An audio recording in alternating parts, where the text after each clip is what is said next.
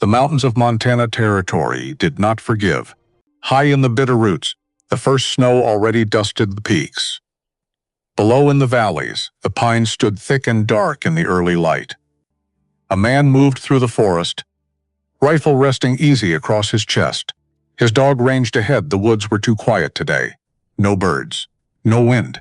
Then a low growl rolled through the trees, followed by a woman's raw, desperate scream. Another scream came, closer, thick with pain. The sound of claws tearing flesh. The mountain man ran. He crashed through the brush, snow flying from his boots, and burst into a small clearing stained red. She lay there, a slight woman, eyes wide but seeing nothing. Still, her hands moved with purpose, slashing blindly with a small knife. The cougar circled her, blood on its muzzle, muscles coiled to strike. The man raised his rifle. The big cat gathered itself. His finger tightened on the trigger. And in that frozen heartbeat, the mountains held their silence. October 1882. Montana Territory. The sun hadn't cleared the ridge yet. Ilias Cord moved through the pines the way water moves through rock. Slow, quiet, without asking permission. His breath came out in small white clouds that disappeared before they reached the branches above him. The snow was fresh, maybe 4 inches overnight. Enough to cover yesterday's tracks, but not enough to make the going hard. Enough to muffle the sound. Enough to make the world feel like it was keeping a secret it hadn't decided to share yet. He'd been up since before dawn, which was normal. He didn't sleep much anymore. Hadn't for 4 years. There was something about the dark hours, between 2 and 5 in the morning, that felt like a punishment he'd agreed to without knowing he was signing anything.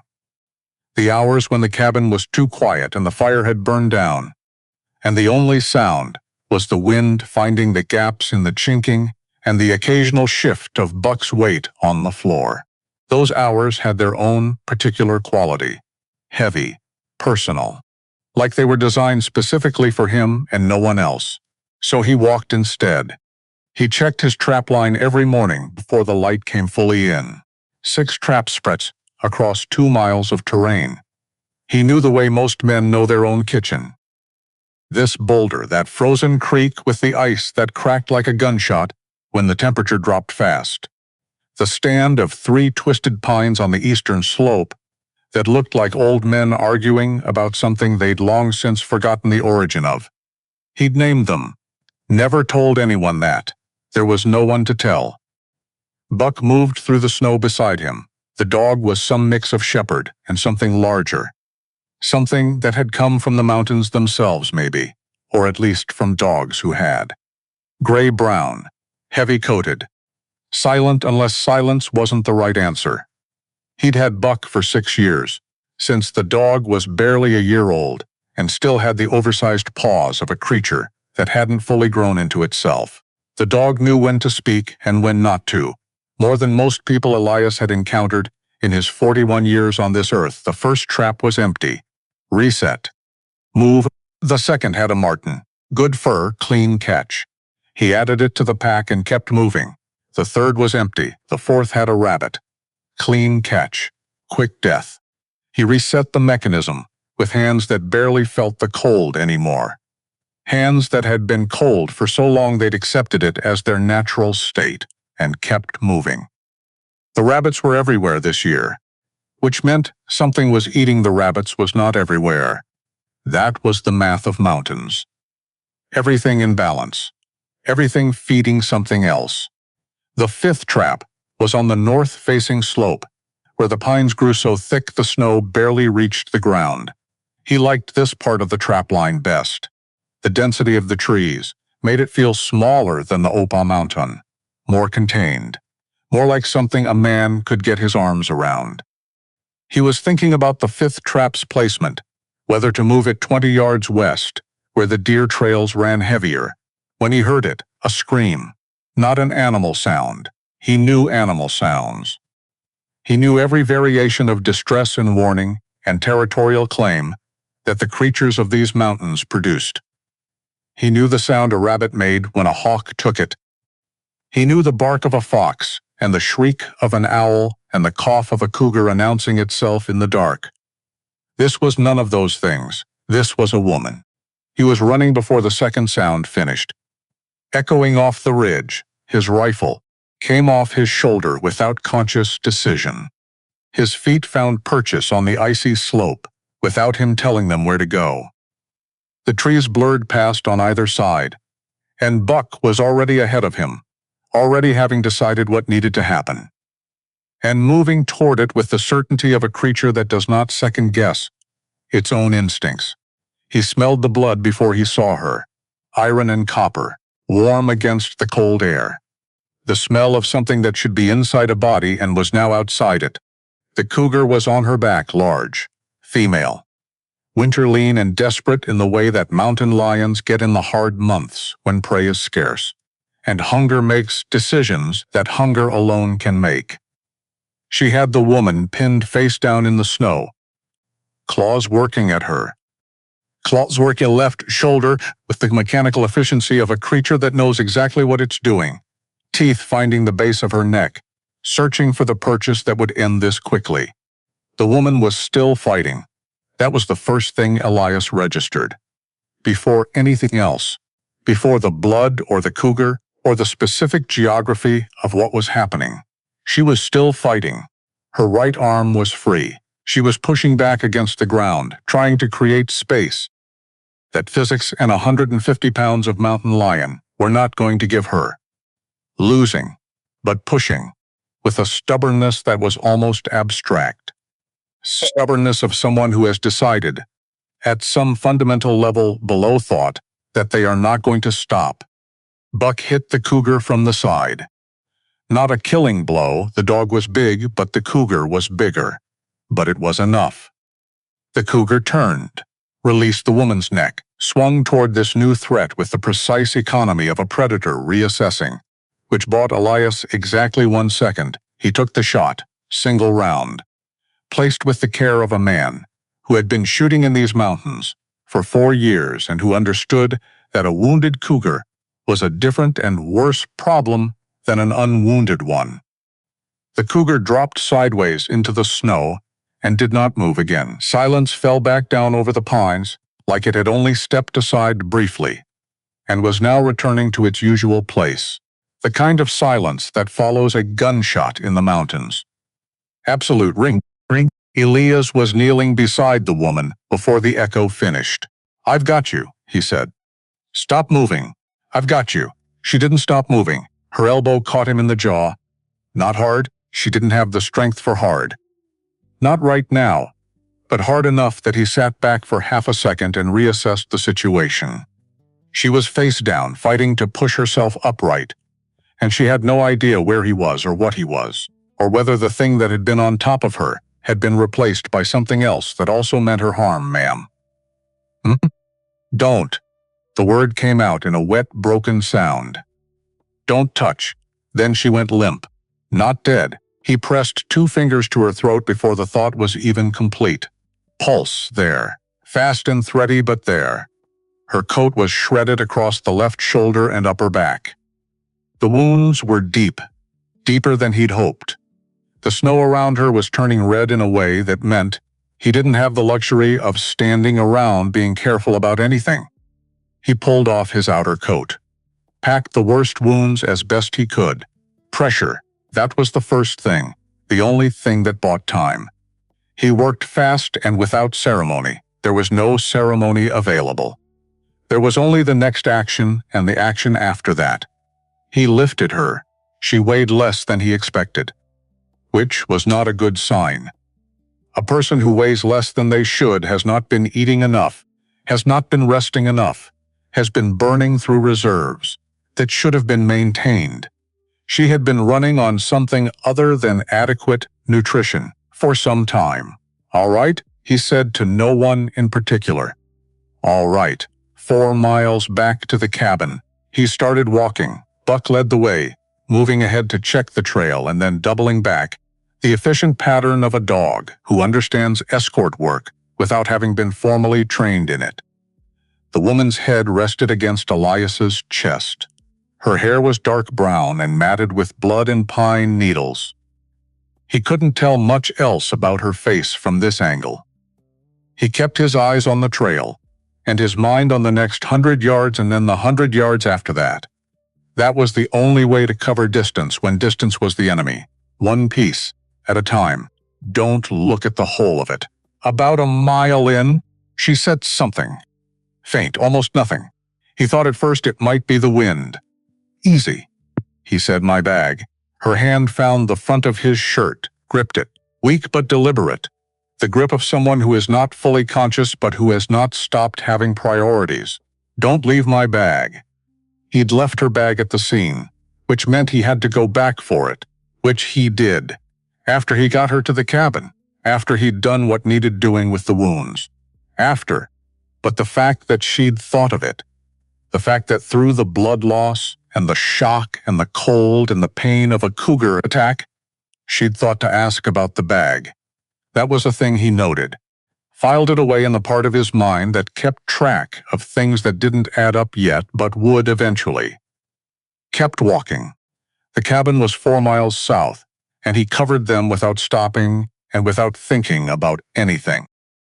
Except the terrain underfoot and the weight in his arms and the interval between her breaths against his chest, which he was counting without meaning to, because the counting told him she was still there.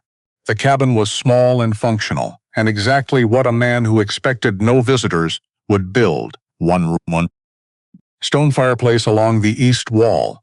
He'd placed it there deliberately, so the heat moved toward the sleeping platform and not away from it.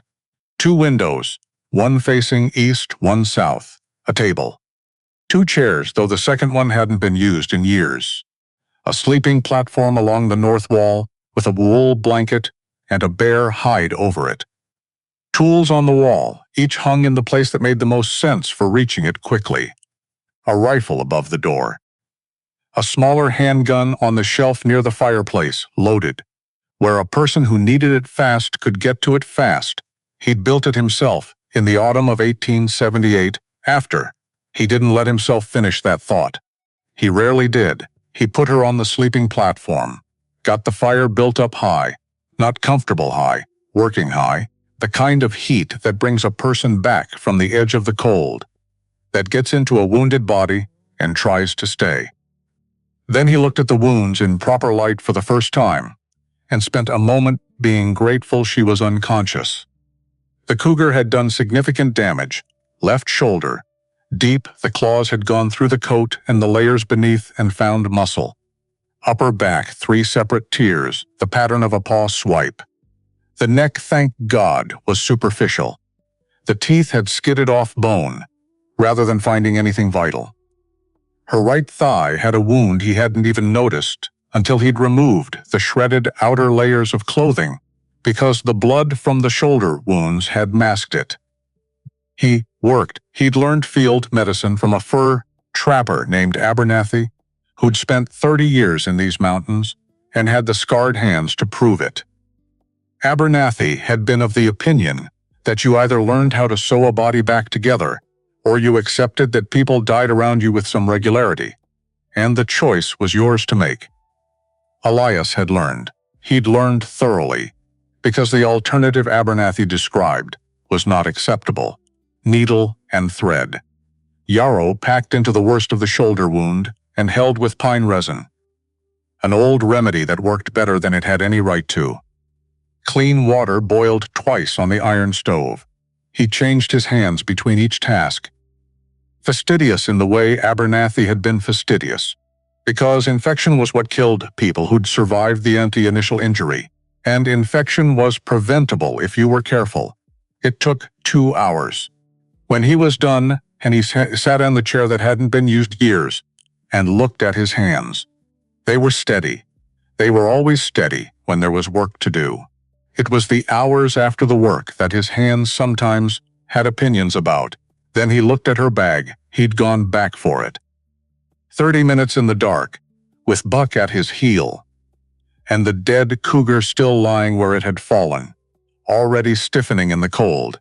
He'd found the bag 20 feet from where she'd fallen. She must have dropped it when the cougar hit her. Dropped it and kept running, or kept fighting, or both. Heavy. Canvas with leather reinforcement at the corners and the strap. The kind of bag someone had packed for the long term.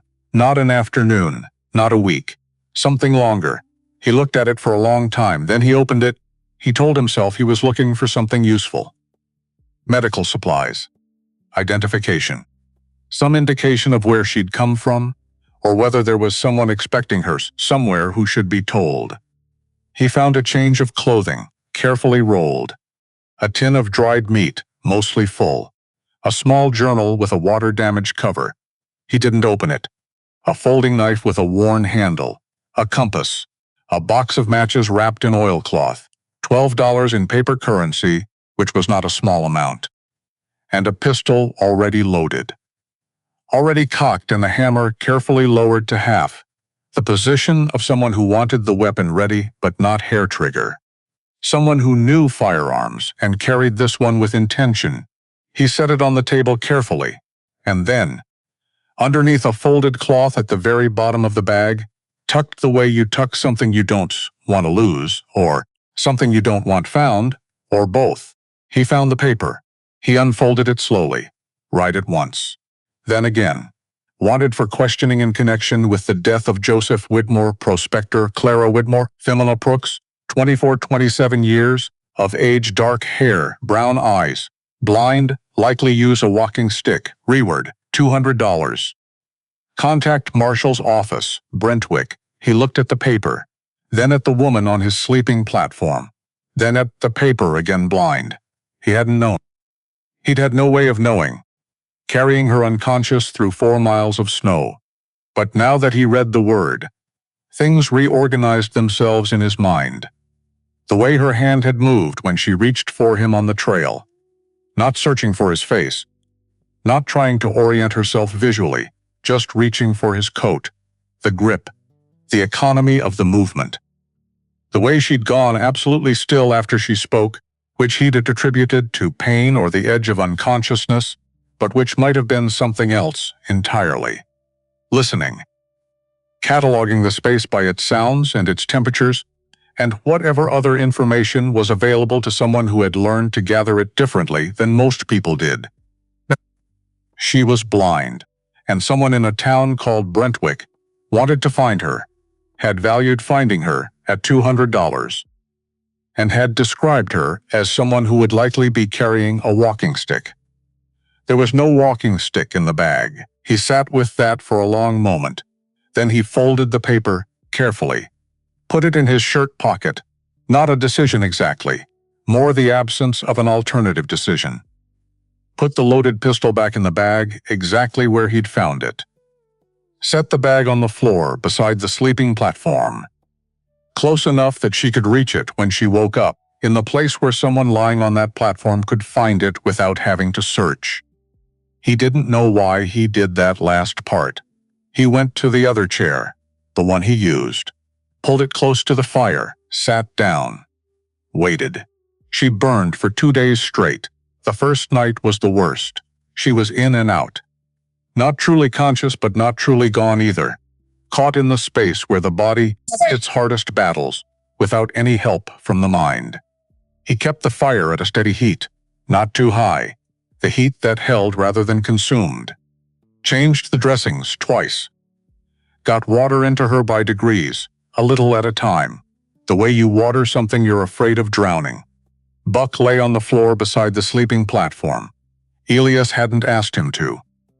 The dog had simply decided that was where he should be, and positioned himself accordingly, and stayed there through the night, with the complete commitment of a creature that does not do things by halves. She spoke in her fever, not full sentences. Not anything he could piece into a coherent story, but words came through. Father. That one was clear. Said sometimes with grief, sometimes with something sharper, sometimes with a quality he couldn't name. They took, they said. I saw. And then she would go quiet again, and he would watch her breathe, and count the seconds between each hardship. Once, near the end of the second night, she said, the rock that sleeps. Don't tell them the rock that sleeps. He didn't know what that meant. He wrote it down anyway.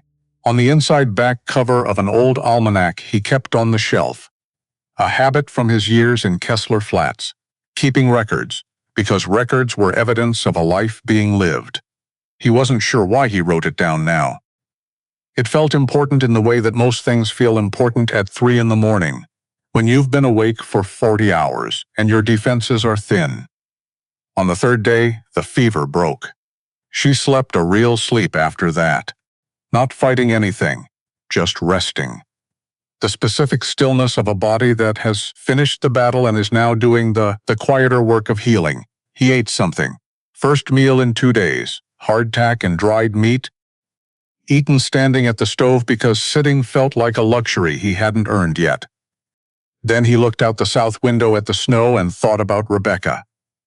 He didn't let himself do that often, but sometimes, in moments of sustained exhaustion, his defenses weren't what they should be, and the thoughts came before he could stop them.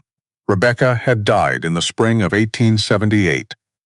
Owen 6 weeks after her, a diphtheria outbreak in Kessler Flats. That was what the doctor had called it. The one doctor who'd been available, who'd come too late and left too quickly with an apology that Elias had not been equipped to receive graciously. He'd said things to that doctor, things he was not proud of. He'd said things to a great number of people in the weeks following the burials, and then he'd left. He'd simply left, walked away from Kessler Flats, with a pack and a rifle and Buck at his heels. Buck had been barely a year old then, all oversized paws and earnest attention. A dog who had not yet learned that the world was harder than it first appeared. And he'd gone up into the mountains and stayed. That had been 4 years ago. He had not had reason to second-guess the decision, until approximately 72 hours ago, he watched the sleeping woman breathe. Don't let yourself, he thought. Don't start. He went outside and split wood until his shoulder ached, until the rhythm of it crowded out the other rhythms in his chest, until the cold air was all there was. On the morning of the 4th day, she spoke clearly for the first time. Someone's watching me. He was at the stove. He turned around, her face was angled toward him. Eyes open, brown, unfocused in the way he now recognized, not looking at him specifically, not looking at anything specifically. Receiving light and the general shape of the room rather than the specific details of it. Her head was tilted slightly. Listening, that would be me, he said. Name's Elias Cord. This is my cabin. A pause. Long. She was doing something with her ears. He could see it in the subtle tilt of her head. The particular stillness that wasn't the stillness of someone waiting, but the stillness of someone gathering. Locating him by the sound of his voice. Locating the stove by its heat. The fire by its sound. The window by the draft. How bad? She asked. The wounds? Yes, Gur got your left shoulder deep. Your back. 3 separate cuts. Your right thigh. He paused. You'll heal. It'll take time. The shoulder will trouble you longer than the rest. Another pause. She was filing all the information away, processing it with the same economy she seemed to apply to everything. My bag, she said, on the floor to your left. About 2 feet, her hand moved. Found the canvas immediately. No searching, just a direct reach to exactly where it was. Because she'd calculated the distance from where the fire was, and where he'd placed her, and where 2 feet to the left of that had to be. He watched her fingers, check the buckle, the main pocket, work through the interior. She found the pistol. He watched her shoulders ease slightly once she had it in her hand. The specific relaxations of someone who has just confirmed that the thing they were most worried about is still there. She confirmed the load by feel and set it back inside. She didn't thank him for leaving it there. He hadn't expected her to. How far are we from where you found me? She asked. 4 miles south. Which direction does this cabin face? Main door faces north. South window behind you. She was building a map. He understood that now, with the specific clarity of someone watching a skilled thing being done and recognizing the skill for what it was. She was building the cabin in her mind, from the information available. Heat sources, sound sources, air movement, the feel of the platform beneath her, the creak of his weight on the floor when he shifted. "My name is Clara Whitmore." She said, "I know." Silence. He watched her process that. Watched the implications of it move across her face in sequence. "He knows my name." He looked in the bag. He found the paper, and then, what is he going to do with what he found? "The bag," she said. "Yes, the paper." "Yes." Her jaw tightened. Her hand went back to the bag, and then she went very still, the way a person goes still when they're running through options fast, and finding most of them insufficient. When the math of the situation is not working out in their favor, and they need a moment to find the calculation they've missed. "Are you going to turn me in?" she asked. "I haven't yet," he said. She sat with that. So did he. "There's broth on the stove," he said finally. "You need to eat something." She didn't say anything for a moment, then, "All right," and that was how it started. Not with trust. Not with anything so clean as trust. With broth. With the practical acknowledgement that a person who has lost that much blood needs to eat, and that eating requires accepting food from the hand that offers it, at least for now, at least until other options present themselves. He brought up the broth. She accepted it without ceremony. They sat on opposite sides of the cabin's small space, the fire between them, and the warrant sat in his shirt pocket, like a thing that had not yet decided what it was. She didn't tell him everything at once, which he understood. He wouldn't have believed everything at once. And she was a woman who, he was beginning to recognize, understood something fundamental about how trust works. That it's not given, not really, not the kind that holds under pressure. It's built, slowly, with evidence, with the accumulated weight of small things that add up to a pattern a person can stake something on.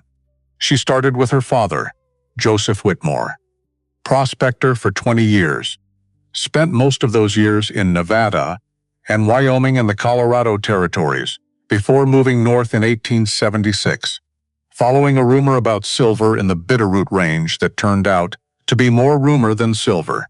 "Hard man," she said. Not hard in the mean way. Hard in the way of a man who has been worn down by honest difficulty and come out the other side without bitterness, which was rarer than people acknowledged. Bitterness was the easy response to difficulty. Her father had chosen something harder than bitterness. He'd come to Montana looking for silver. Like most men of his kind in those years, he'd found gold instead. "Not a placer deposit," Clara said. She was sitting up by the third day of consciousness, her back against the cabin wall, the bad shoulder still immobile, but the rest of her insisting on being as upright as possible. Not creek gold, a vein, a true vein, deep in the Bitterroot. He called it the whispering lode, a pause, because of the sound the wind made coming through the rock above it. He said it sounded like the mountain was trying to say something it didn't quite have words for. When did he find it? Autumn of 1877. He didn't tell anyone. Not right away. He spent the winter mapping it, assessing it, trying to decide how to move forward. She stopped. Without someone taking it from him, Elias said, "Yes, but Joseph Whitmore had made a mistake. In the spring of 1878, he'd taken on a business partner. A man named Harlan Decker." Elias kept his face very still. Decker seemed trustworthy. Clara continued. "He had money, legitimate money, or money that appeared legitimate, which in those years often amounted to the same thing.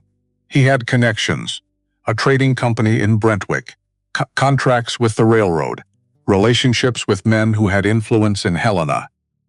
My father needed capital to actually work the deposit.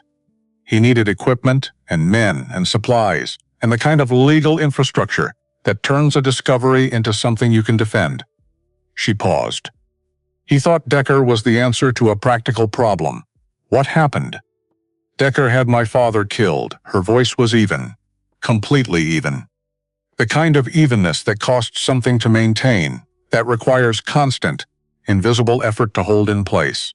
March of 1879 made it look like a robbery. 2 of Decker's men did it. I know their names. I know what they look like. I know what the older one said before it happened, and what the younger one said after. I know all of it, she paused. Longer. I know those things because I was there. Ilias looked at her. I came to meet my father at the camp, she said. I arrived early. The men didn't know I was coming. I hadn't sent word. I'd just come.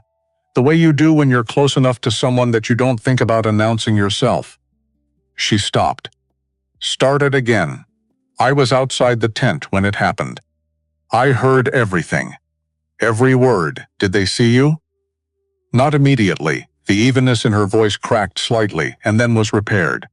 Like a wall that shows a fracture and then holds. I ran. I wasn't fast enough. They caught me about a quarter mile from camp. He didn't ask what happened next. He'd seen the scars. Not just the fresh cougar wounds. Those were obvious, recent, still healing. The other ones. The ones on her hands and her forearms that had the particular quality of old, deliberate damage. The one along the left side of her face. That most people would miss if they weren't looking with the specific attention of someone who has treated injuries before and knows what they're looking at. They wanted to know what I'd seen, she said, what I knew, whether my father had told me anything about the location of the deposit. They were very thorough about asking. A pause, had he? Elias asked. Yes. Quiet. But not in any way they understood. My father didn't trust paper. He didn't trust maps or coordinates or anything that could be written down and taken from you. He said paper can be stolen. Paper can be copied. Paper can be used as evidence against you in ways you never anticipated. The faintest something moved across her face. Not quite a smile, but the ghost of one, the memory of one. He told me everything about the whispering lode in stories, since I was small enough to sit on his knee. Stories about a rock that looked like a sleeping bear facing east, a creek that tasted like iron, 3 bent pines that sang in the north wind, a waterfall that never froze, even in the deepest winter, and the cave that waited behind it, a map made of words, Elias said. A map made of senses, she corrected. Things you can feel and smell and hear and taste. Things that can't be drawn on paper because they're not about location, they're about experience. He said, if I could find those things with my body, I would find the gold. Because the body remembers what the mind forgets, and the mind forgets what paper holds. And paper can be taken, she paused. He was right about that last part. And Decker's men didn't understand that. They wanted coordinates, numbers, a map they could hand to a surveyor and have marked on an official claim. A pause. I didn't give them anything. Eventually they decided I didn't know anything useful. She touched the edge of her left eye with 2 fingers. Brief, unconscious, the gesture of someone reaching for something that is no longer there. They left me in the woods and went back to tell Decker I was not a problem. The fire shifted. A log settled. The cabin contracted slightly around the sound of it. Decker had the warrant issued 3 weeks later, she said. Killing my father, he couldn't let that stand open. Someone would eventually ask questions, follow threads. He needed a story. I had motive, opportunity, no alibi, and no credible witnesses to speak for me. Everyone at the camp had been paid or frightened into saying whatever Decker needed them to say. Another pause. A blind woman is very easy to dismiss as unstable, unreliable, possibly violent, possibly not in her right mind. The story wrote itself. Elias said nothing. I've been moving since the spring, she said, staying away from towns, trying to get far enough into the mountains that... She stopped. That what? A long pause, I don't know, she admitted. I think I was trying to reach the whispering lode. I'm not entirely sure what I would have done once I got there. My father's voice keeps leading me, she exhaled. That sounds insane.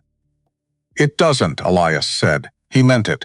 He was quiet for a moment, looking at the fire, thinking about something he hadn't thought about in a specific way in 4 years. Harlan Decker. He said carefully. He operates out of Brentwick.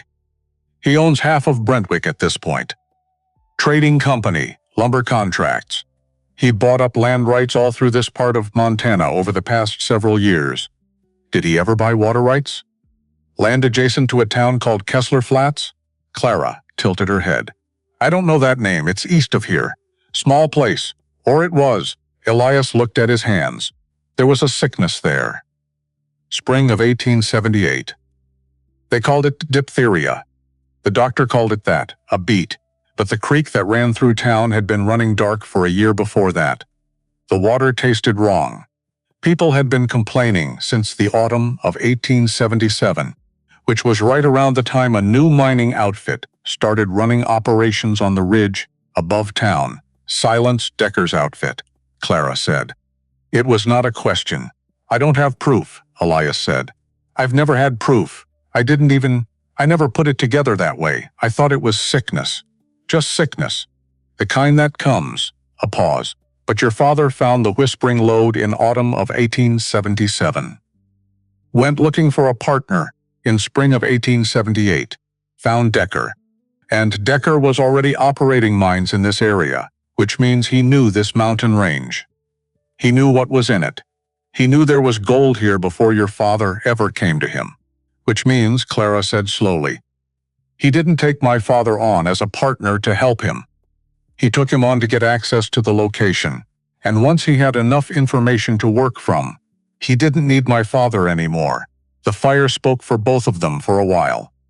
Elias thought about Rebecca, about Owen, about the doctor who'd come too late, about a creek that had run dark for a year while people drank from it and sickened.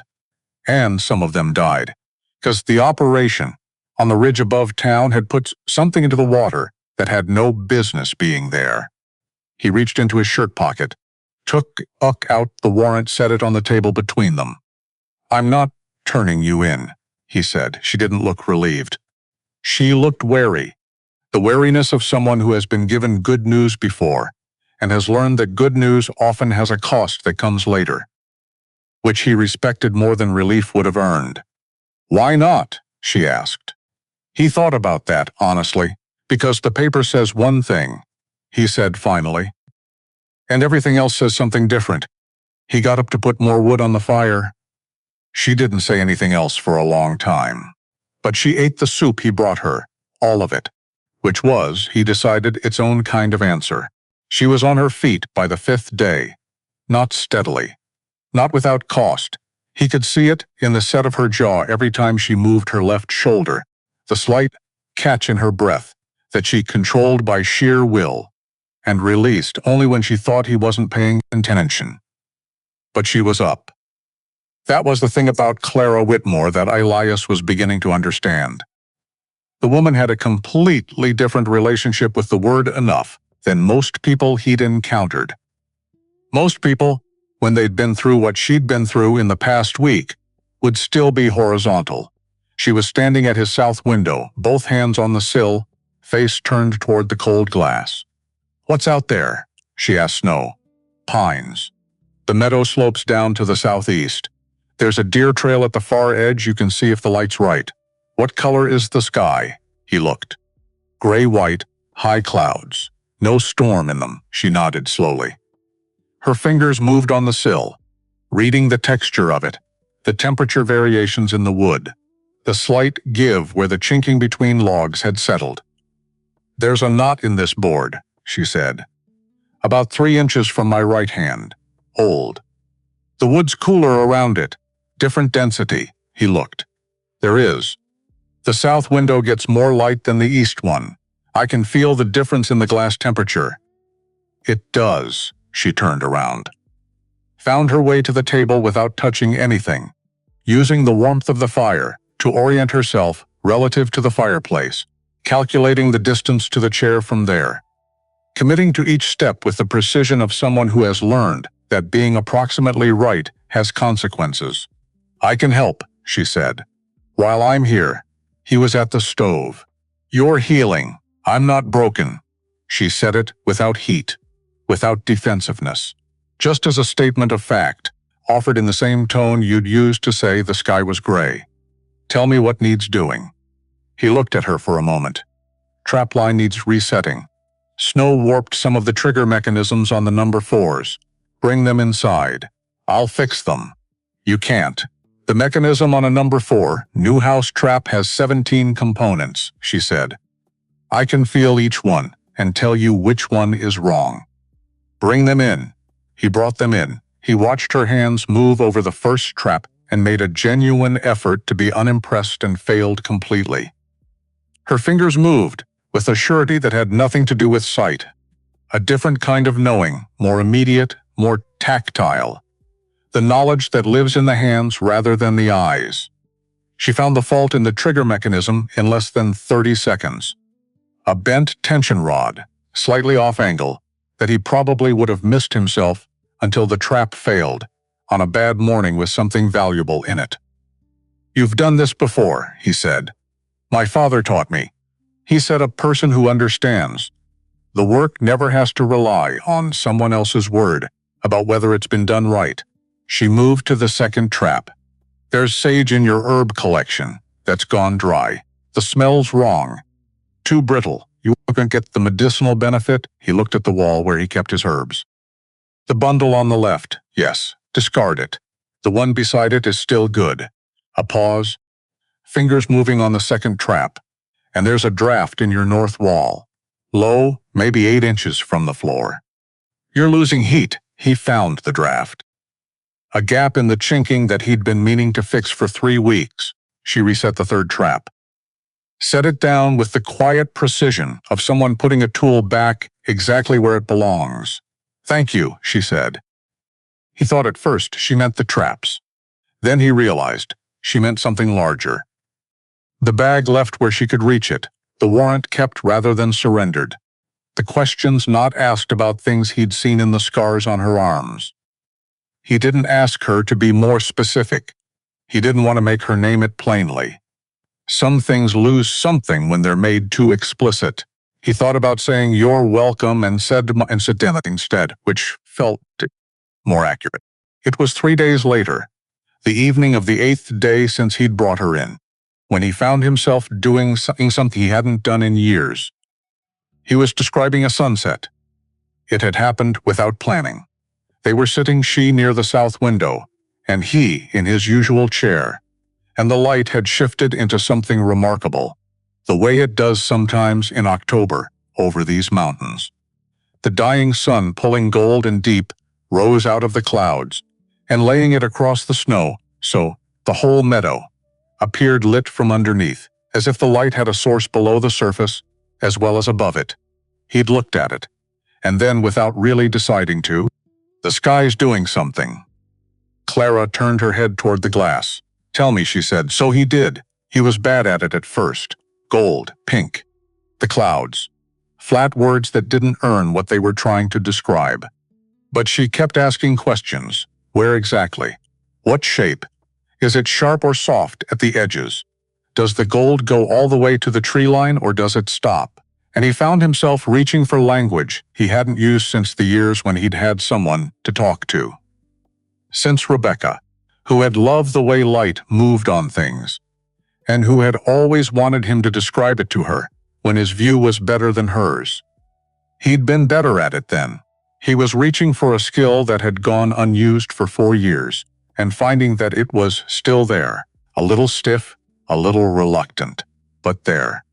He talked about the sunset for 6 minutes.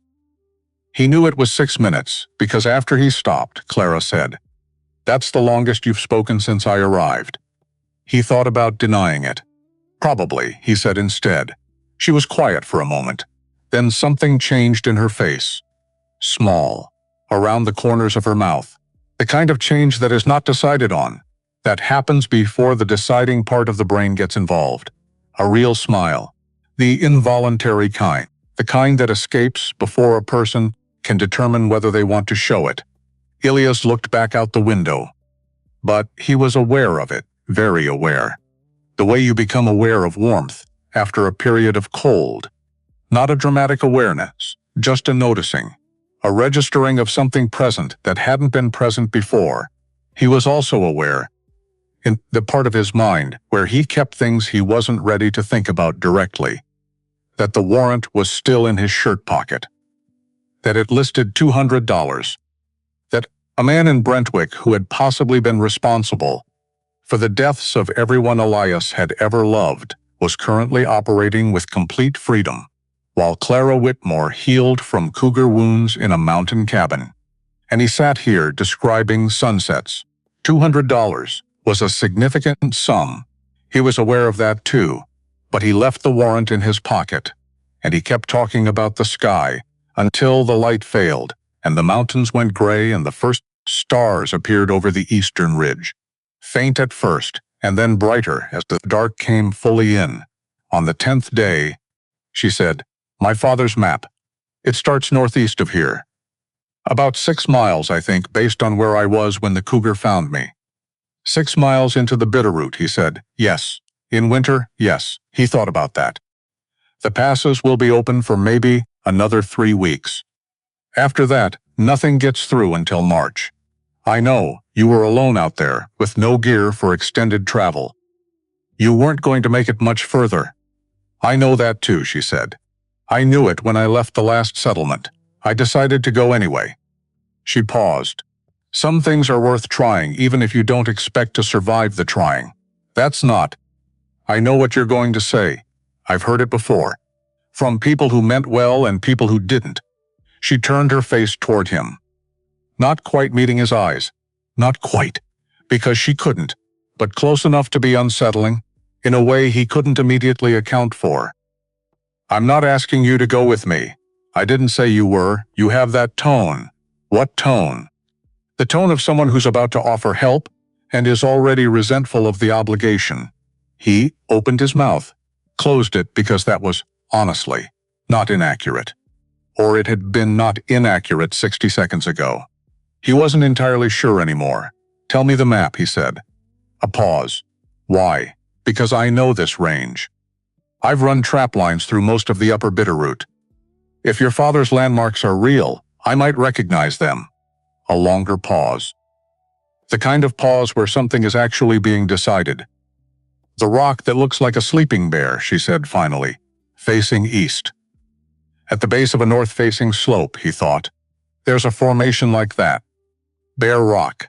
Some of the old trappers called it. Northeast of here, maybe 7 miles. Her breath changed. Just slightly. The held quality of someone receiving news they needed. A creek nearby, she said, tasting of iron. The mineral springs run through that whole area. Iron contents high. You'd taste it in every creek for 2 miles in any direction. She was quiet for a long moment. Then, very softly. He wasn't lying to me, no, Elias said. He wasn't. She turned her face back toward the south window.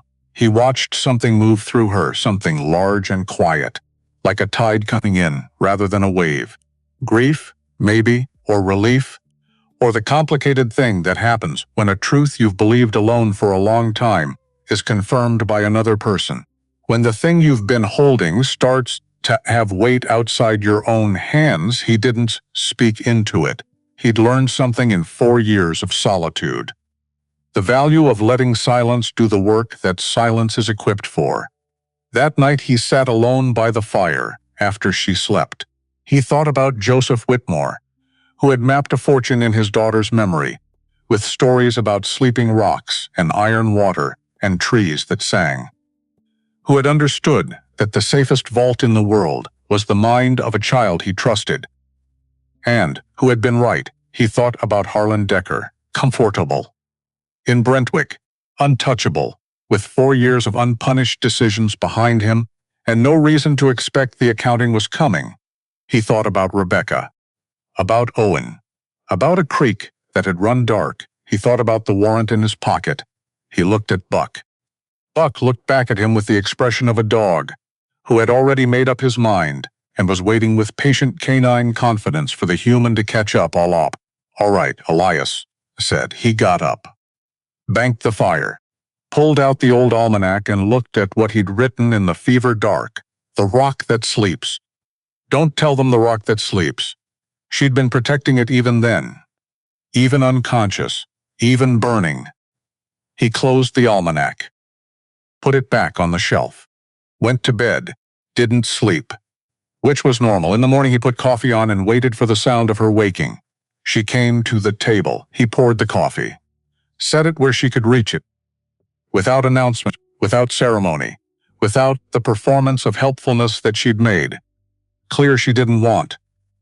"I know the country between here and Bear Rock," he said. "I know the route through the upper Bitterroot. I've got enough provisions for a month if we're careful. Silence, the warrant doesn't mean anything out here. And if we find what your father left, you'll have something to take back. Something real." "Still nothing. I'm not doing it for the gold." "I know," she said. "Do you?" "You've had the warrant for 10 days, she said. $200 would have been useful. You didn't use it." He sat with that. "Why are you doing it?" she asked. He could have given her a clean answer. Several were available, but clean answers were incomplete answers, and she would know that. "Because your father gave you a map, made of things that can't be stolen," he said. "And I want to know if it leads somewhere real." Clara turned her face toward the east window where the morning light was coming in pale and cold. "3 bent pines," she said quietly. "That sound like a flute when the north wind blows." "I know where they are," he said. She nodded once. "Then we go," she said. Buck's tail hit the floor 3 times. Outside, the wind moved through the pines. Nothing like a flute, not yet. Just the cold voice of the mountain, which had been speaking this whole time. And for the first time in 4 years, Elias Cord listened. The storm came on a Thursday. Elias knew it was Thursday because he kept a tally on the cabin wall. A small mark for each day. Not for any practical reason. There was nothing in these mountains that cared what day it was. Just because he'd learned, in 4 years alone, that a man who stops counting days loses something harder to name. Something to do with being a person rather than just a thing moving through seasons. The storm hit hard after dark. Wind first, then snow. Not the quiet kind that makes the world look clean and generous, but horizontal snow, aggressive snow, the kind that finds every gap in every wall and every seam in every coat and reminds you that the mountain tolerates you at its pleasure. Clara sat close to the fire. She'd pulled her knees up and wrapped the blanket around her shoulders, and was doing the thing he'd noticed she did when she was thinking. Her right hand moving slowly across whatever surface was near. Tonight it was the rough wood of the chair arm, back and forth, reading something that wasn't there, or reading the texture of what was. He'd been watching her for 10 minutes, which was fine. He was just sitting. "You're staring," she said. "I'm not staring. I'm sitting. You're sitting very loudly." He looked at the fire instead. Outside, the wind threw itself against the south wall with a sound like something personal. Like the mountain had a specific grievance it needed to make known right now. "Tell me the rest of it," he said. She knew what he meant. She'd told him pieces: the Bear Rock, the Iron Creek, the 3 singing pines. But she'd stopped there. Held something back. He'd let her hold it for days. But they were leaving in 3 days, if the storm cleared, and he needed the whole shape of the thing before they walked into the mountain. Clara was quiet for a long moment. Then she started. "After the 3 pines, you go north. There's a ridge. My father called it the Cold Shoulder. He said it's the only place in that stretch of mountain where the wind comes from the east instead of the north. You know you're on the right ridge when the wind hits your right cheek instead of your face," Elias thought. "There's a ridge like that. About 2 miles past the pine stand, past the ridge, the ground drops. A canyon. Narrow. My father said 2 horses couldn't walk it side by side. I've been in it. Once. Didn't go deep. At the far end there's a waterfall." She paused. "Small. Not dramatic." He said it sounds like a woman humming to herself. "And it doesn't freeze." He straightened slightly, because he'd heard of that. From Abernathy. Years ago. Old trapper talk about a geothermal seep, somewhere in the upper Bitterroot. Water running warm from deep rock. A falls that stayed liquid even in February. He'd always assumed it was one of those mountain legends that gets better with each telling. "The cave is behind the falls," Clara said. "You have to step through the water to reach it. Just 1 step. Cold enough to make you gasp, shallow enough not to take you down." She stopped. He found the vein in the back of the cave, quartz hosted. Thick enough to see the color in lamplight. Ilias stared at the fire.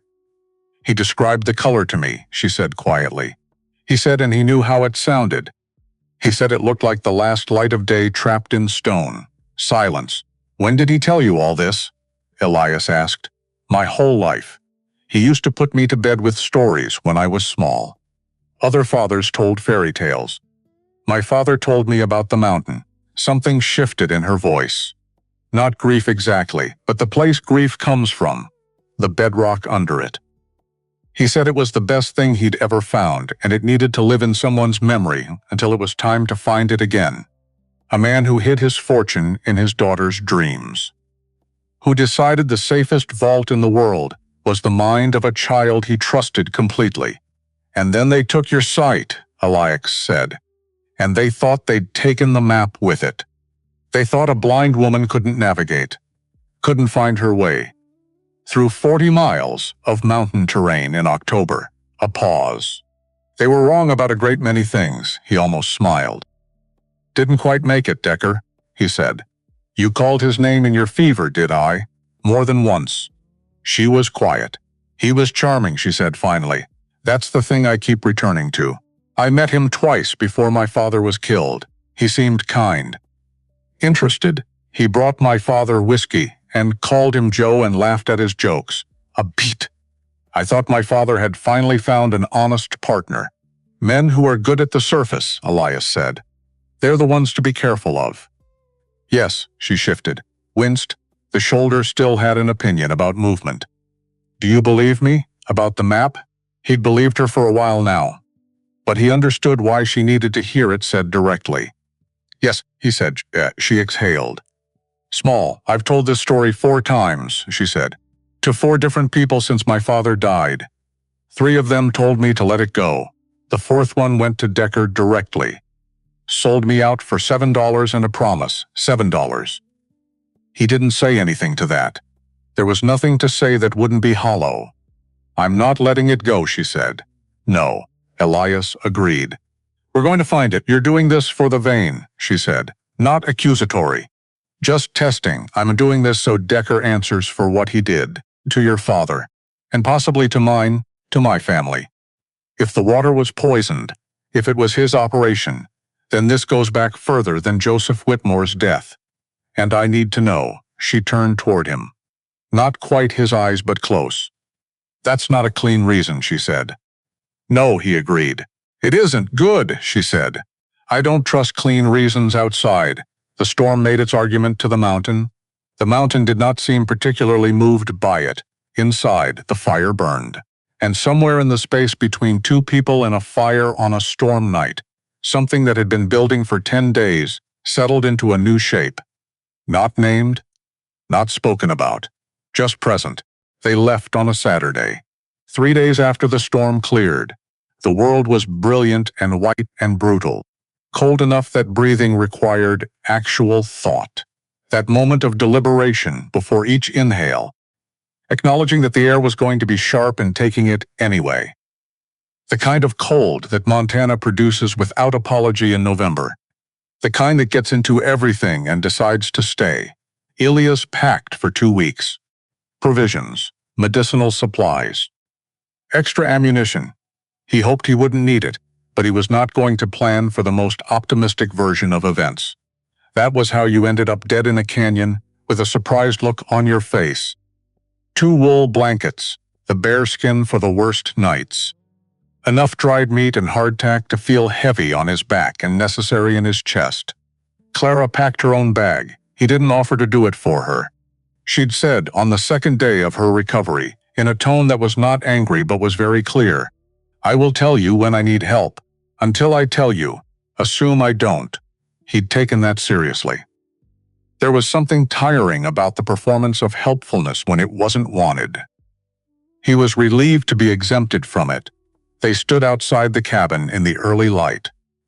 Buck was already 20 yards up the slope, turning back to look at them with the expression of a dog who had places to be and was unclear on what was taking everyone so long. Clara had her gait down now, the gait she used in terrain she didn't know yet.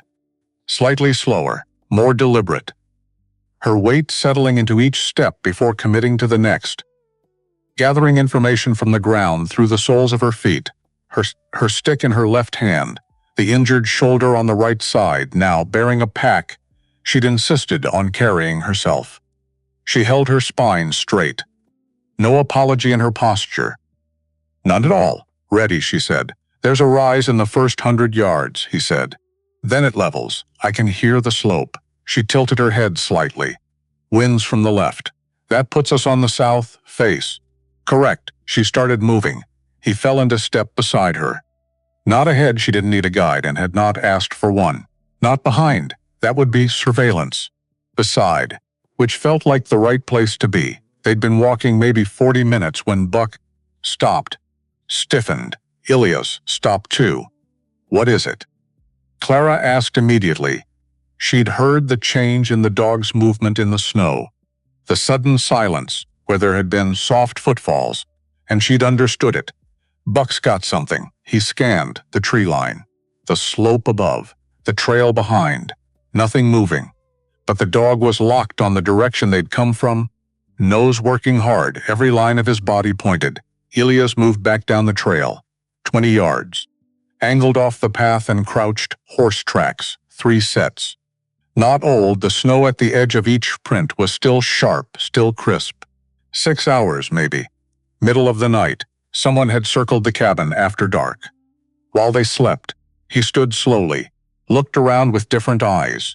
The eyes of a man who has just realized he is potentially the thing being hunted rather than the hunter. He went back to Clara. Tracks, he said quietly. 3 horses. Last night she was still. How far? Edge of the meadow. Came around the south side, cut north along the tree line, a pause. They knew we were there, she said. Yes, didn't come in, no. Which means they were waiting, or they wanted to see which direction we'd go this morning. Ilias looked at the tree line. We go the long way, he said. How long is the long way? Adds a day and a half. She considered this for exactly as long as it needed considering. Then we add a day and a half. She said it the way you say something that is simply true and does not require grief or complaint or the lengthy process of coming to terms with it. He found himself grateful for that. Some people needed to spend time with a complication before they could move through it. Clara Whitmore was not that kind of person. They changed direction. Buck moved, watching their rear, the long way it was. They found the Pruitt place by smell, wood smoke first. Then, underneath it, the smell of livestock, horses and a milk cow. The warm animal smell, that means people are attempting to make something permanent, in a place that resists permanence. The smell of effort, of people who have decided to stay. Settlement, Clara said. She'd identified it before he'd even processed what he was smelling. Her nose was faster than his. He'd noticed that in the cabin, too. She'd cataloged his herb collection by smell before he'd thought to tell her where it was, small homestead. I've passed it before. Never stopped. Are they safe? I don't know them well enough to say. A pause in their walking. But you're considering it, she said. We're a day and a half off schedule. Temperatures dropping. If it hits what it did last February, then we stop, she said. Assess from the inside. The Pruitt homestead was 2 buildings, main cabin and a small barn, set in a south-facing clearing that had been worked with real intention. The garden was put to bed, the rows visible under the snow as low ridges. The wood pile was serious. Someone here understood winter. A man came out of the barn before they reached the door, medium height, 45, maybe, the posture of someone who has been doing physical labor his entire life and wears it in his shoulders. He looked at Elias, then at Clara, then at Buck, then back at Elias. A man running a calculation. Walt Pruitt, Elias said. We need to stop for the night. We'll pay. Pruitt looked at them for a long moment. He was looking at Clara in a specific way. Not threatening. Something more complicated than that. Something that had recognition in it. And underneath the recognition, like water under ice. Moving but not visible, unless you knew to look. Something that looked like shame. Come in, Pruitt said. Inside, a woman, Meg Pruitt, introduced quickly by her husband, with the brevity of a man who needs his hands free to deal with whatever is about to happen, was managing 3 children in the pre-supper chaos. A girl of maybe 8, 2 boys younger. The smallest was crying with the sustained, exhausted commitment of someone who has been at it for a while. Clara crouched down, without hesitation, without the moment of assessment that most adults would take before approaching an unknown crying child.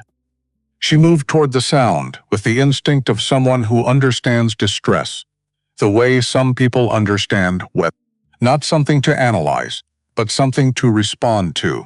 The boy stopped mid-wail, stared at her. She was already talking, quietly. Not baby talk, actual talk, the kind that children sometimes receive with more attention than adults give them credit for, sensing that they're being taken seriously. Her hands moved to illustrate something. The boy listened, with the wide, suspended attention of someone encountering something they don't understand but feel is important. Ilias watched from across the room. So did Walt Pruitt, Meg Pruitt said, to the room in general. That's the first time he stopped without being picked up in 2 days. He's teething. The girl of 8 came and sat on the floor, beside Clara without being invited, as if she'd been waiting for the right person to appear, and here that person was. Within 7 minutes, all 3 children were gathered around Clara while she described the sounds of the mountain in November. Not telling them it was frightening. Not telling them it was beautiful. Telling them the truth, that it was both, and that you learned to tell the difference by listening carefully and without deciding in advance what you expected to hear. Elias looked at Pruitt. Pruitt was not watching his children. He was watching Clara's face with that expression, the one with the recognition in it, and the shame that moved like water under ice. Dinner was quiet. After the children were put to bed, Meg Pruitt excused herself with the tact of a woman who understood that whatever was about to happen was not for her to witness. 3 people at the table, the lamp between them. Walt Pruitt put his hands flat on the table, looked at them. Then he said, without preamble, "I know who you are, Miss Whitmore." "Clara didn't move, do you?" she said. "I was in Brentwick in the spring of '79. His jaw worked, the motion of a man chewing on something he's been chewing on for years and has never managed to swallow or spit out. I had a freighting contract, Decker's company. He asked several of us, to sign a document. Said it was a witness statement. Said it would. Make things simple," Clara said. "Yes, he told you I'd killed my father. He said the evidence was clear. He said you'd been." Pruitt stopped. "Unwell," Clara said. "Unstable. That's usually the word." Pruitt's hands were very still on the table. "I signed it. I didn't ask enough questions. I had 3 years of work at stake." "And he had. I know what he had," Clara said. Not loudly. Not with anger. Just with the specificity of someone who has cataloged exactly what Harlan Decker had and what he was willing to do with it. A silence. "Last spring," Pruitt said, "2 of his men came here, wanted us to inform on travelers passing through. Pay for information about a blind woman." He glanced toward the back room where his children were sleeping. "We told them nothing." "Because you'd seen enough," Clara said. "Because I'd seen enough," he agreed. "And because," he stopped, "my youngest, Martha, she was born without, she can't hear well, left ear completely. The right one partial." He looked at his hands. "People have treated her like she's less," Clara said. "Yes." Silence. Elias had been watching this whole exchange the way you watch something whose full dimensions you can feel but can't yet entirely see. He understood now, the shape of it. The way Clara's presence in this kitchen had reorganized something in Walt Pruitt that had needed reorganizing for 3 years. "I want to ask you something," Clara said. "Think about whether you can do it before you agree. Ask, write down what you know. All of it. That you signed the statement, that Decker asked you, what he told you and what he left out. Sign it, date it. Give it to Elias to keep." Pruitt looked at Elias. "What does he do with it?" Nothing yet, Elias said. Safekeeping, and then someone answers for what happened to my father, Clara said. Pruitt was quiet for a long time. Long enough that the lamp guttered once and steadied. I'll write it tonight, he said. Clara nodded once. Thank you, she said. Then, and this was the thing Elias would think about later, in the hours he didn't sleep through, she said. She thought, I know it took something to say this. I know it's been sitting heavy for 3 years. I'm not going to tell you it doesn't matter that you signed the paper. A pause. But it matters more that you're saying the truth now. Pruitt looked at her for a long moment, then he got up and found paper and a pen, and he wrote. The second day out from the Pruitt homestead, moving northeast. The terrain shifting as it always did on the approach to Circeus mountain country. The wide meadows giving way to steeper country. The trees pressing closer together.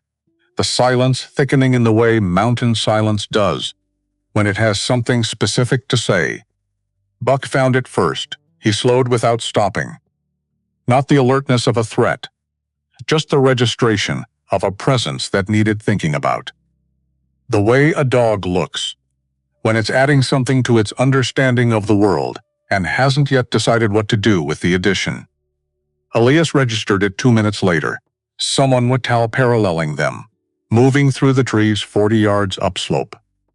Keeping exact pace, adjusting when they adjusted, not closing the distance, not increasing it.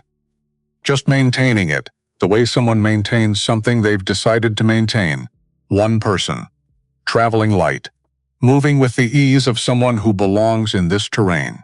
Moving the way Elias moved, which meant someone who had put real time into these mountains. Not a hired hand from somewhere flatter. Someone who knew this country. Elias kept his pace, said nothing. Let another 100 yards go by. There's someone in the trees, Clara said. I know, how long? 10 minutes, not running us down, she said. Pacing us. Yes. Then they want something other than the obvious, which was accurate. If you wanted to kill 2 people in open mountain country, with elevation and surprise on your side, you did not spend 10 minutes walking beside them. You took the shot, or you decided against it and went home. Elias stopped, called out loud enough to carry through the pines. Either come in or go around. Stop following silence.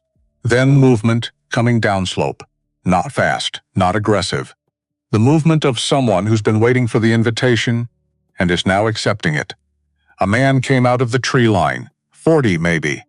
Trail lean in the specific way that means months in the mountains, not weeks. Dark coat. Rifle slung across his back, deliberately slung. A statement about intent. He stopped at 15 feet. He looked at Elias. Elias looked at him. And the world did something strange. Rearranged itself into a shape that didn't quite fit the shape the world had been a moment before. The way a room looks when you return to it after years. And the furniture has changed and hasn't changed simultaneously. And your body has to reconcile what it remembers with what it sees. Elias, the man said, one word, and in one word, in the specific timbre and rhythm of the voice. The voice of someone Elias had last heard in 1874, in Wyoming, in a fight that had gone badly fast and ended with Elias, on his horse riding north and his brother going down in the chaos and not getting back up. And the next day when Elias went back, no body, no tracks. Just the particular silence of a place where something has happened, and the participants have gone. Seth Elias said, his brother, not dead, Seth Cord. 35 years old now. He'd have been 27 in Wyoming. Young enough to still carry that quality of invincibility that young men carry before the world makes its corrections. He didn't carry it now. What he carried instead was the quality of a man who has made choices he understands. The full weight of Clara had gone completely still. Listening with her whole body. You're working for Decker, Elias said. Not a question. Seth's jaw moved. Yes. Since when? 76? 2 years after Wyoming. 2 years during which Elias had believed his brother was dead and had carried that belief. And all it meant through every day that followed, there were things he wanted to say. Loud things. things that would have required his hands. The specific anger of a man who has grieved someone who turned out not to need grieving, who has spent 8 years carrying a loss that was partially invented. He didn't, because Seth was already talking, with the urgency of someone who has calculated exactly how much time he has and is spending it carefully. I can't stay. Decker's other tracker, Rourke, former Army, brought in 3 weeks ago specifically for this. If he finds out I came to you, He stopped, glanced upslope behind him. A habit. The reflex of a man who checks his surroundings as a matter of professional survival. Rourke has 5 men. They've been holding back, waiting for confirmation you're heading for the upper Bitterroot. They won't hold much longer. Why are you telling us this? Clara said, her voice was even. Not hostile. Not warm. Seth looked at her fully for the first time. Something moved across his face that Elias couldn't entirely read. Something that had elements of recognition in it, though he couldn't have known her before this moment. Because I've been doing this work for 8 years, Seth said. And in 8 years I've told myself many things about what kind of work it is. A pause. And then I learned the full story of what Decker did to her. Not his version. The actual version, he paused again. I have a line. I found it. After 8 years, Clara said, yes, the line was here, she said. Not before, yes. She was quiet for a moment. Tell us where Rourke is holding, she said. Seth looked at Elias. She's the one asking, Elias said. Seth told them. 2 days behind, holding at a creek crossing to the southwest, while they waited for confirmation of direction. Rourke knew the rough destination. Not the specific location, he'll figure it out, Seth said. He's good. Then give us something he doesn't have, Clara said. North Ridge Pass. East of the canyon you're heading for, narrow. Doesn't appear on any maps being made now. Takes 2 days off the approach but requires technical climbing. He looked at Elias. You can do it. He looked at Clara. I don't know if I can do it, Clara said. Seth looked at her. The footing is. I said I can do it. Seth closed his mouth. Then he said to Elias. Creek at the top of the pass has quartz in the bed. The water sounds different there. Clicks instead of runs. He looked at Clara. You'll hear it. She nodded once. Seth looked at his brother. 8 years of silence sat between them. Enough silence for a long argument, for accusations, for grief and counter-grief. There wasn't time for any of it. I'll give you 2 days if I can, Seth said.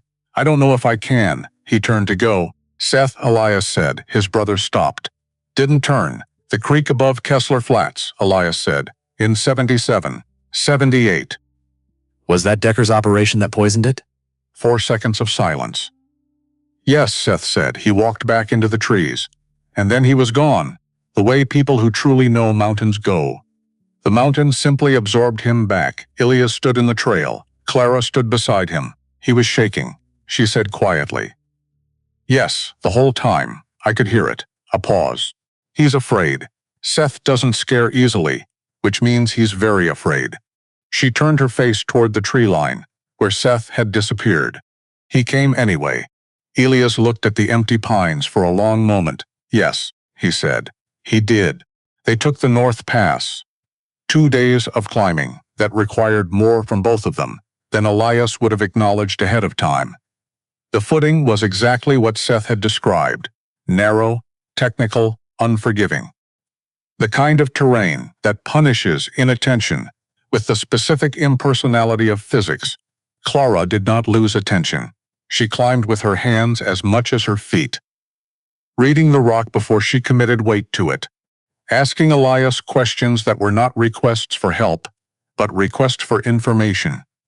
What angle is the next step? How wide is the ledge? Is the ice on the left or right of the hold? He answered accurately and without embellishment. She moved. They made progress. He helped her once, just once, a section where the path narrowed to 14 inches above a drop that neither of them discussed aloud. He took her hand and guided it to the hold on the wall. She gripped it, moved across, didn't release his hand until she was clear on the other side. Then she let go and kept moving. He stood there for a second, his hand remembering the weight of hers, the specific quality of her grip. Not desperate, not tentative. Exactly as much pressure as the situation required. Don't, he told himself. This is not the time. He kept climbing. They found the creek at the top of the pass, exactly as Seth had said. The quartz in the bed. The sound of it. Not the liquid run of ordinary mountain water, but something percussive. Clicking. Like the mountain was working something out in its own private language. There it is, Clara said. Before he pointed it out, there it is, he agreed. They camped in a shallow cave on the lee side of the pass. Not comfortable. The rock was cold and the space was cramped, and the wind made its usual argument outside. But sheltered. He built a fire from dry wood he'd carried up specifically for this. He knew what open rock above the tree line offered in the way of fuel. The fire was small. But it was enough. Clara sat close to it, hands extended toward the heat, reading it the way she read everything, the way it moved, the way it changed, what it could tell her about the space around it. He sat across. Neither of them spoke for a long time. He'd noticed that about her. That she was comfortable in silence, the way people are comfortable in a language they've spoken long enough to stop translating in their heads. She didn't fill silence because she was uneasy in it. She let it be what it was. He'd spent 4 years alone and had learned something similar. But her version was quieter, somehow, more settled in itself. Tell me about her, Clara said. He didn't pretend not to know who she meant. Rebecca, he said. Yes, he looked at the fire. He hadn't said her name to another person in 4 years. Had said it to the empty cabin sometimes, in the early mornings, when the light came in wrong, and he forgot, for a fraction of a second, that the world was what it currently was. But not to a person. Not out loud in the presence of another human being who would hear it and hold it. She laughed easily, he said. That was the first thing. I was not a man who caused a lot of laughter, but she laughed at things I said. Not because they were particularly funny. Because she wanted to. A pause. I learned later that's what she did. She gave people the gift of their own humor. Made you feel wittier than you were. Clara said nothing. Just listened with the complete attention she brought to everything. Owen was 4 when he died. He stopped. The words were in his chest like stones he'd been carrying for 4 years without setting them down. He was starting to be interesting. That sounds terrible. But children get interesting at a certain age. He was starting to ask the questions that don't have good answers, Clara said. Yes, a silence. My mother died when I was 7, Clara said. My father and I had 16 years together after she died. Before he was killed, she paused. I've spent a great deal of time calculating whether that was enough. Whether I should feel grateful for the 16 years rather than. You're allowed to feel both, Elias said. She was quiet for a moment. You're allowed to, too, she said. He looked at the fire. She'd be 41 now, he thought. Rebecca. She'd have gray starting at the temples. She always said she'd go gray early, her mother had. He'd never gotten to see that. He'd never gotten to see what 41 looked like on her face. He realized he was gripping the edge of his boot, loosened his hand.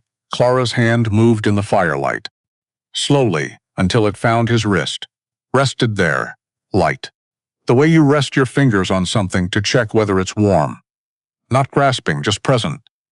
He didn't move.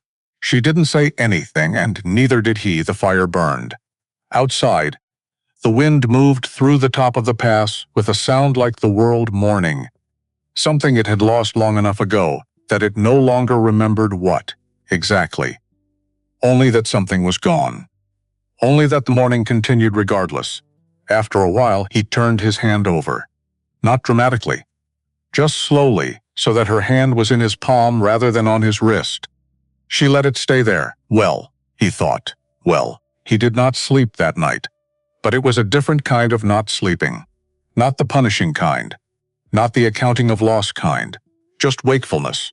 The ordinary, almost pleasant wakefulness of a man who is thinking about something other than grief for the first time in a long while. Which was something, it was something. In the morning they climbed down from the pass. The air was colder. The sky was the particular shade of high blue that means the temperature will drop before it rises. Buck moved ahead, tail up. "One more day," Elias said. "Maybe less." Clara walked beside him. Her gait had changed over the past weeks. The mountain was in her now, in the way her feet read the ground, in the economy of her movement. She'd taken the terrain in the way she took everything. Completely, through every available sense, until it was part of her. "What do you think you'll feel?" she asked. "When we get there, I don't know. I've been trying not to think too far ahead." "Why?" "Because when I've planned too far ahead, things have." He paused. "Changed," she said. "In ways that made the plan irrelevant." "Yes," she nodded. "My father used to say the mountain doesn't care what you planned. It only cares what you do when the plan stops working." "What do you think you'll feel?" he asked. A long pause. "Like he was right," she said. "Like he told me something true, and I carried it, and it was real, and he was real, and he didn't just—" She stopped. Disappear without leaving anything behind. 3 years of her father's voice in her memory. A dead man's stories lighting the way through 40 miles of mountain. The best gift, Elias thought, is the one that keeps working after you're gone. He didn't say it. He didn't need to. They walked. The mountain received them. And ahead, 2 days distant and 3 years in the making. Something waited behind a waterfall that didn't freeze. Something trapped in quartz like the last light of day. Something Joseph Whitmore had hidden in his daughter's heart and trusted would find its way home. Still there. Still waiting. They heard the waterfall before they saw it. Which was how Joseph Whitmore had said it would be. Clara stopped the moment the sound reached her. Stopped completely, one hand on her walking stick, the other hanging at her side, her head tilted at the angle she used, when she was receiving something with her full attention. Elias stopped too, because her stopping had a quality to it. The quality of something significant happening inside a person that you don't want to interrupt. She was listening. The sound was exactly what it was supposed to be. Not dramatic, not the thunder of a falls in spring melt. Something smaller, lower. A continuous sound that did, in fact, have the quality of a woman humming to herself, as if someone were in a room nearby, unaware they were being heard. Low and constant and oddly warm for water falling onto cold rock. "That's it," Clara said. Very quiet. "That's it," Elias confirmed. He looked at the canyon around them. Narrow. 2 horses couldn't have walked it side by side. The walls were close enough that he could nearly touch, both sides simultaneously, and the rock was gray-black and layered in the way of very old geology, shot through with quartz veins that caught the thin afternoon light and bent it into something else. Beautiful. He hadn't expected to find something beautiful at the end of this. Buck was already at the waterfall, turned back to look at them with the particular stillness of a dog who understands that this is not a situation for enthusiasm. They moved forward. The canyon opened slightly at its end, a small oval space, maybe 30 feet across, the walls curving back to receive the falls. The water came down a 15-foot drop, thin, silver, constant, and it steamed, geothermal. Just as the old trapper stories had said, the rock behind the falls was dark with perpetual moisture. And there, if you knew to look, if you had eyes that knew what to look for, you could see it. The suggestion of space behind the water. A gap, a cave mouth. Deep enough that the falls concealed it completely from anyone who didn't already know it existed. "My father stepped through on the left side," Clara said. "He said the water is thinner there." Elias looked. The left edge of the falls had a narrow gap where the flow thinned to a curtain maybe 18 inches wide. "Still cold, still wet, but passable. I'll go first," he said. "Together," she said. He looked at her. She was already moving toward the water. "On 3. He said, "Just go," she said. So they went, 1 step through the water. Cold enough to stop thought. Cold enough to make the body register the crossing as significant, as a threshold between one state and another. He took Clara's arm as they stepped through, not because she needed steadying, but because the floor on the other side was uneven, and he knew what was there, and she didn't not yet, not with her hands. They came through into the cave. The sound of the falls changed immediately, contained now, bouncing off rock, filling the space with that low hum multiplied back on itself. He got the lamp lit. The light went out in all directions at once, and the walls gave it back gold, not everywhere, not coating every surface. But there at the back wall of the cave, visible even in the lamp's modest reach, the quartz vein ran thick and wide, and through it, woven through it the way something precious gets woven into the ordinary substance of the world in weights. The color that had no right to be this far from the sun. He'd seen gold before. Placer gold, creek gold, the small dusty findings that men brought to trading posts, with the particular pride of people who've worked hard for something small. He'd never seen a vein like this. He didn't need technical knowledge to understand what he was looking at. He didn't need anything technical. He looked at Clara. She was 3 feet inside the cave. Her lamp unlit in her hand. She had no use for it.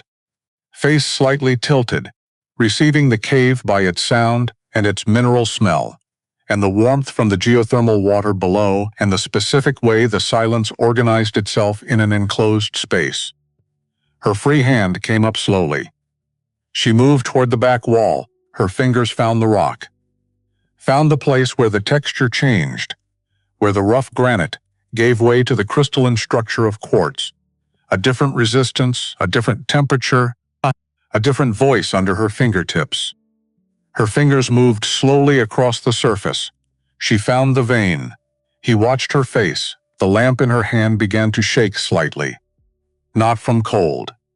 Not from weakness. From the specific physical response that happens when a person's body receives information their mind has been waiting years to have confirmed. He was real, she'd said the night before. I want to know that he was real. The tears came without sound. No gasping, no performance. Just her face, and the tears moving down it, and her fingers still on the gold-threaded rock, and her lips moving slightly around something she didn't say out loud. Something for her father, something private. Elias turned away. He went to the cave entrance and stood with his back to her. Listened to the falls. The way you step out of a room when someone is praying, even if you don't know exactly what they're saying to. Buck sat beside him. They both looked at the water falling. After a while. 3 minutes, maybe 5. He didn't count, Clara said. Elias. He turned. Her face was still wet. She hadn't tried to hide it. She stood in the lamplight with her chin up and her eyes, direct at nothing and everything, and said, "He didn't leave me nothing." No, Elias said. He didn't. She nodded once. Then something happened in her face that was the opposite of tears. Not happy exactly. Something harder and cleaner than happy. "All right," she said. "Let's see what we have." They heard the horses at dawn. Elias woke from a thin sleep. He'd been sleeping lighter than usual, which was saying something, with the specific awareness that something outside had changed. Buck was already up, standing at the cave entrance, looking through the falls at the thin morning light on the canyon walls. 4 hoofbeats, maybe 5, moving into the canyon from the south. Elias was on his feet in one motion, at Clara's side in the next. She was already awake, already reaching for her bag. "How many?" she whispered. 5 or 6 horses. He was already moving their gear toward the back of the cave. "Rourke, how long?" "Minutes. They'll hear the falls. They'll understand what it means." She pulled the pistol from her bag, checked the load with her fingers. Fast, expert. The movements of someone who has rehearsed this in her head many times. He looked at her. This woman, blind, behind a waterfall with a loaded pistol and 6 armed men moving up the canyon. She was calm. Not the suppressed panic kind of calm. The real kind. The kind that comes from having made peace with difficult situations before they arrive. "Tell me the cave," she said. "What?" "Describe it to me." "Exactly." Every position, right. She'd mapped it by feel, but not with the precision of a tactical map. He talked fast. Entrance on the left behind the falls. Cave mouth 12 feet wide at the front, narrowing to 8 at the back. Ceiling 7 feet at its highest. 2 large rock formations on the left wall, large enough to stand behind. She filed it all without writing any of it down. "I'll take the left formation," she said, Clara. "They'll be looking at you," she said. "Nobody aims at what they don't see." He didn't have a better argument. He took position at the cave mouth, not visible from outside, but with a sight line through the thin gap where they'd entered. Clara moved to the left formation. Buck went to the right side of the cave, low, without being asked. Good dog. The horses came into the clearing, 6 men. Rourke in front. Elias recognized command presence when he saw it. A man of maybe 50 with the posture of someone who has spent a career giving orders and having them followed. He looked at the waterfall, at the steam, and his expression changed. He knew not everything, but he knew. Rourke said something to his men, pointed. 2 of them steadied his rifle. This is happening. He thought right now, in November, in a cave. With he stopped thinking, 2 men came through the falls. Elias shot the first in the shoulder. The sound in the enclosed cave was enormous. Like the mountain had a voice and had just used it. The second man scrambled back out, cows outside, horses, shouting. Rourke's voice cutting through both with authority, then 2 more came through. Together. Fast Elias got one. The other was inside the cave. Armed. Turning. Left wall. 8 feet, Clara's voice. Clear. Immediate. Moving right meant moving toward her. Elias fired into the left wall at 8 feet and heard the man go down. How did she? He didn't finish that thought. Because Rourke came through himself, with the deliberate movement of a man who has assessed the situation and decided he is the solution to it. He came in already looking left, which told Elias he'd gotten information from the men who'd come back out, and swung his rifle toward the cave mouth. Elias moved left and Rourke tracked him, and they both fired at nearly the same moment. The shot hit Elias in the left shoulder. Not the shoulder he'd been favoring since October. The other one, as if the mountain believed in symmetry. He went to one knee. Not all the way down, one knee. Came back up, Rourke was recocking. Elias fired first. The shot was imprecise. His shoulder was not cooperating with precision. But it was sufficient. Rourke went back against the cave wall and slid down it. Not dead. But finished for now. Silence except the falls. Always the falls. Continuing its business regardless of what the humans were doing in its cave. Elias, her voice. Right there. Close. She'd crossed the cave without him hearing her. Her hands found his arm. Moved up to the shoulder. He could feel the blood soaking through and through. She asked. He checked. Yes, then it's manageable. I know it's manageable. You're sweating. I was just shot. Some men go into shock. I'm not in shock. Good. Her hands were already working. Cloth from her coat lining. Pressed to the wound with firm, even pressure. Tell me what's outside. He looked through the falls. 4 men on horses. Rourke down inside, 2 down inside. 1 outside I can account for. That leaves 1 unaccounted for. Yes, then Buck's bark. The sharp kind. Warning and a voice from outside, clear through the falls. I have the man at the back of the canyon, not Rourke's voice. Different. That's Seth, Elias said. Clara's hands stilled on his shoulder. Through the falls he watched Seth emerge from somewhere in the upper canyon walls. He'd found a way through the rock, and positioned himself at the far end, which put the 4 remaining mounted men between him and the cave. Flanked from both sides, the 4 men looked at each other, at Rourke's horse, riderless in the clearing, at the cave that had swallowed men and not given them back, at Seth Cord, who stood at the far end of the canyon with a rifle and the complete stillness of a man who is not bluffing. 1 turned his horse, the others followed, without drama, without haste, but going, definitively, in the direction of elsewhere. Seth lowered his rifle. He stood in the canyon and looked at his hands. Both of them. The way you look at your hands when you're checking what they've done. and deciding what that means about the kind of person you are. Then he came forward. He came through the falls directly, through the middle, getting soaked because he didn't know about the thin edge on the left, and came into the cave dripping, and found his brother on one knee with a woman pressing a makeshift bandage to his shoulder. He stood there a moment. Then, I should have come sooner to Elias. Not about today, about everything. Elias looked at his brother. You came, he said, which was true, which was enough. For now. They stayed in the cave for 3 days. Elias's shoulder needed it. He was not going to say so. He was constitutionally incapable of saying so. Some architecture of self-reliance, built so deep in him it had become structural. But Clara said it for him, the morning after the ambush, when he suggested they could start back. You were shot yesterday, she said. I'm aware. Sit down, Clara. Elias. He sat down. Seth proved useful in ways that complicated everything. Elias was still working out about how to feel about him. He knew how to pack a wound properly, better than Elias, which was irritating. He knew the canyon's small game and kept them fed without depleting what was there. He kept watch through the nights with the ease of someone for whom darkness is a professional tool rather than an obstacle. 8 years. They didn't account for the 8 years in one conversation. They didn't sit down and attempt to sum it up. It came out in pieces, the way real things do. While Seth tended the fire, while they ate, in the dark hours when the falls made enough sound to carry a voice without broadcasting it, Seth had survived Wyoming by going to ground. A farm family outside Casper had taken him in.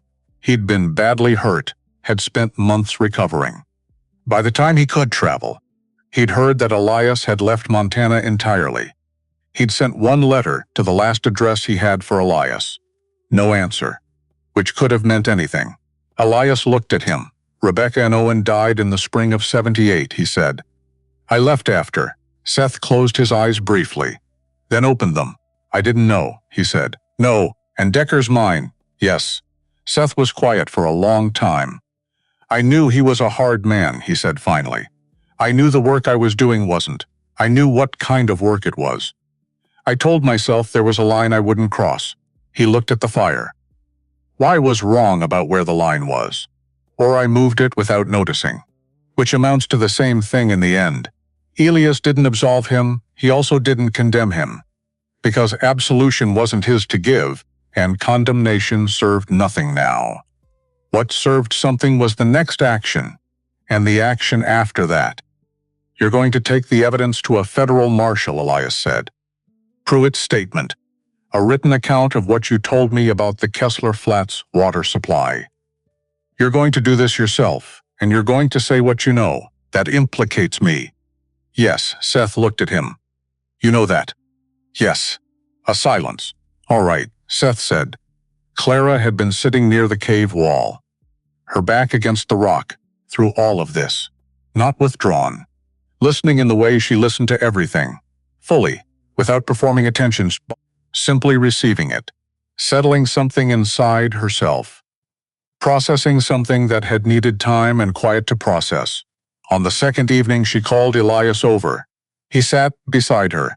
I need to tell you something, she said. He waited. The first night, she said. In your cabin. When I woke up and you thought I was still asleep. He went very still. He remembered the night she meant.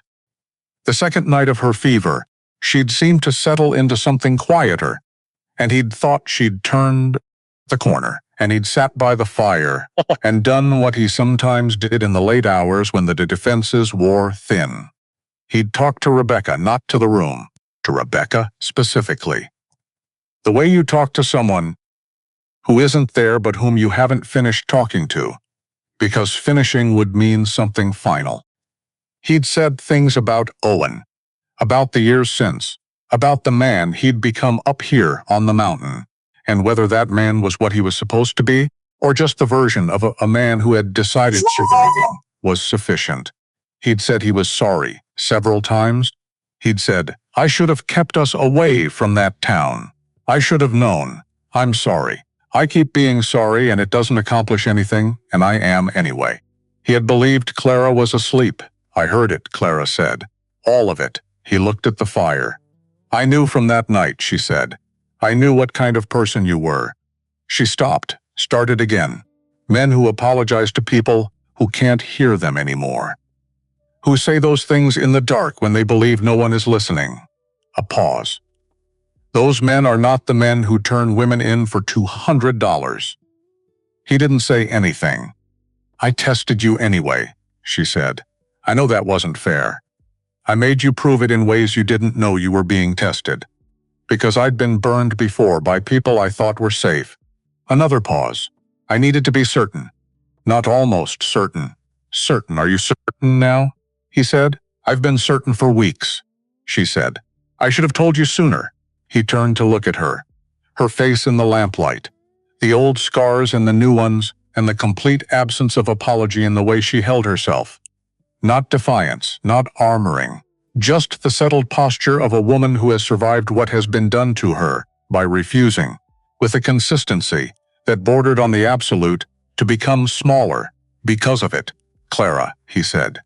Don't make it sentimental, she said. I wasn't. You had that tone. What tone? The tone you get when you're about to say something you'll be embarrassed about tomorrow? He looked at the fire. Fair enough, he said. She almost smiled. Almost. The corner of her mouth moved in the involuntary way it moved sometimes. Before the deciding part of her brain got involved, he looked back at the fire. The falls ran buck. Near the cave mouth, lifted his head, looked at them both, put his head back down, apparently satisfied. Seth left on the fourth morning. He took the documentation. Pruitt's signed statement, dated and specific. A written account in Elias's hand of Seth's confirmation about the Kessler Flats water supply. A rough map of the Whispering Lodi's location, sealed in oilcloth and addressed to the federal marshal's office in Milford. He was going to Milford. 2 days south and east, the nearest town with a federal presence. He and Elias stood at the canyon entrance in the early light. The things that needed to be said were mostly too large for the time available. So they said the smaller things, the practical things, route, names. How long to wait before assuming something had gone wrong? Then Seth said, After this is settled, will you stay up here? Elias looked at the canyon. At the way the early light worked on the walls, I don't know yet, he said honestly. Seth nodded. He had the look of a man who wanted to say several more things and was making peace with not having time for them. We have time, Elias said. After. Seth nodded again. He went. Elias watched the canyon absorb his brother's figure the way these mountains absorbed everything eventually. Completely. And without particular opinion about it, he went back to Clara. They spent one more day in the cave. Because of his shoulder. Because they needed to rest. Because, though neither of them said this, the cave had become something over 3 days that it hadn't been when they'd arrived. Not just the place they'd sheltered. Something with weight to it. Something they weren't entirely ready to leave. Clara spent the morning with her hands on the back wall. On the vein. Not assessing it. Not planning. Just touching it. The way you touch something you need to make real by contact. The way you touch proof. Elias sat within the lamp and watched the gold in the quartz and thought about Joseph Whitmore. A man who had hidden his life's work in his daughter's senses. Who had trusted memory over paper, love over institution. Who had been killed for a fortune he'd never extracted a single ounce of. And whose daughter had walked half-blind through Montana territory in October with nothing but his stories. And found it. Found exactly what he'd promised. We take enough to matter, Clara said, without turning from the wall. Not enough to announce, agreed. Enough to get a lawyer. Enough to keep Pruitt's family safe while this plays out. Enough that I can stop moving. A pause. Enough that I can choose where I am instead of just being where I end up. He looked at her. And the rest? He asked. Stays here. She turned from the wall. It's been here a long time. It can stay longer.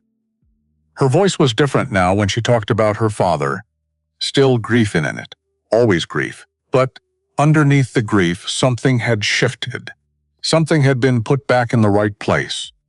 He used to say, "The mountain keeps what you give it honestly, and gives it back when you're ready." Elias looked at the falls, at the constant water, at the cave that had been sitting here, unchanged, since before any of them were born. That would be sitting here unchanged long after. "We'll need to decide," he said carefully, "after Decker is dealt with, what you do next."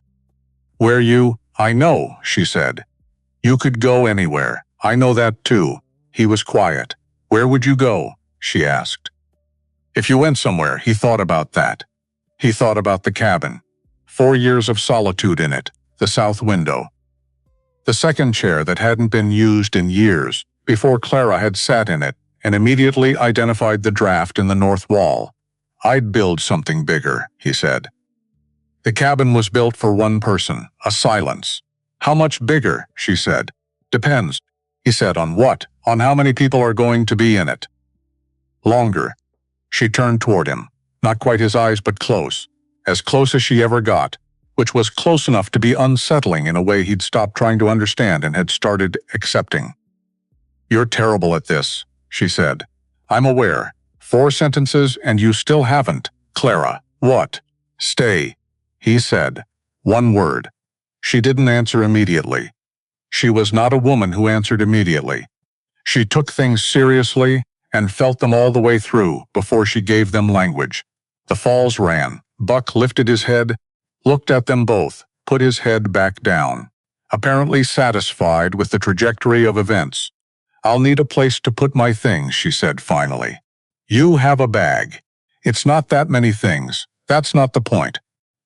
"I know. Good." She turned back toward the wall, away from him. But her posture had changed. Something in her shoulders that hadn't been there before. "Then we'll figure it out when we get back." He looked at her, at the lamplight on her hair, at the scars and the strength, and the woman who had survived everything that had been done to her by refusing, with a consistency that was almost theological in its completeness, to become small because of it. "Rebecca," he thought. "I found something. I think you'd like her. She wouldn't be impressed by you immediately. She'd make you earn it. But I think you'd like her." He didn't say that out loud, he said. "Tomorrow morning we head back."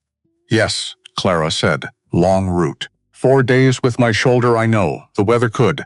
"Elias, what?" "I know all of that. I've been calculating it all morning, a beat. I don't need you to worry on my behalf. I need you to rest your shoulder." He sat down. "That's what I thought," she said. They left the cave on the 5th day, early, before full light. The canyon was blue and cold, and the falls sent up its small steam into the frigid air, and the sound of it followed them for the first quarter-mile, until the canyon walls curved and took it away. The gold was in Elias's pack. Carefully selected, enough to matter, not enough to announce.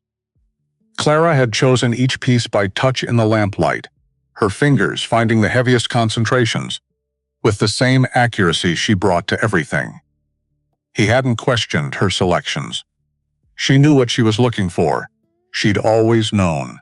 They moved through the canyon and back into the open mountain, and the world opened up the way it does at high elevation in the early morning.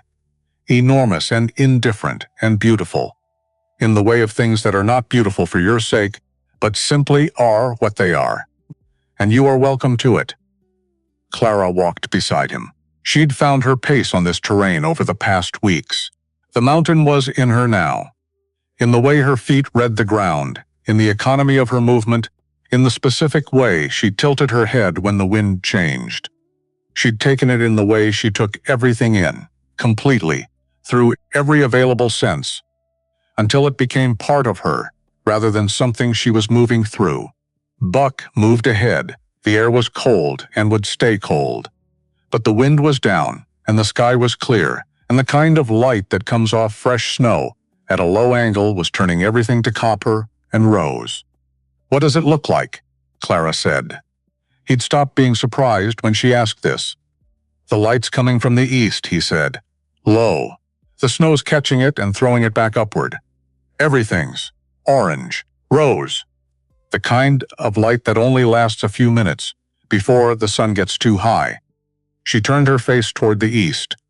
He watched her receive it.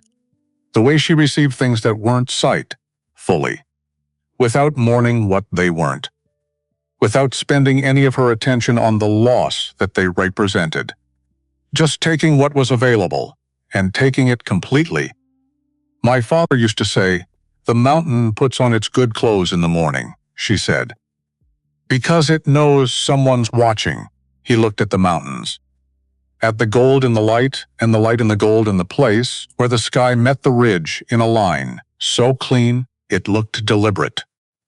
Like something had decided this was the exact right place for the world to end and the sky to begin.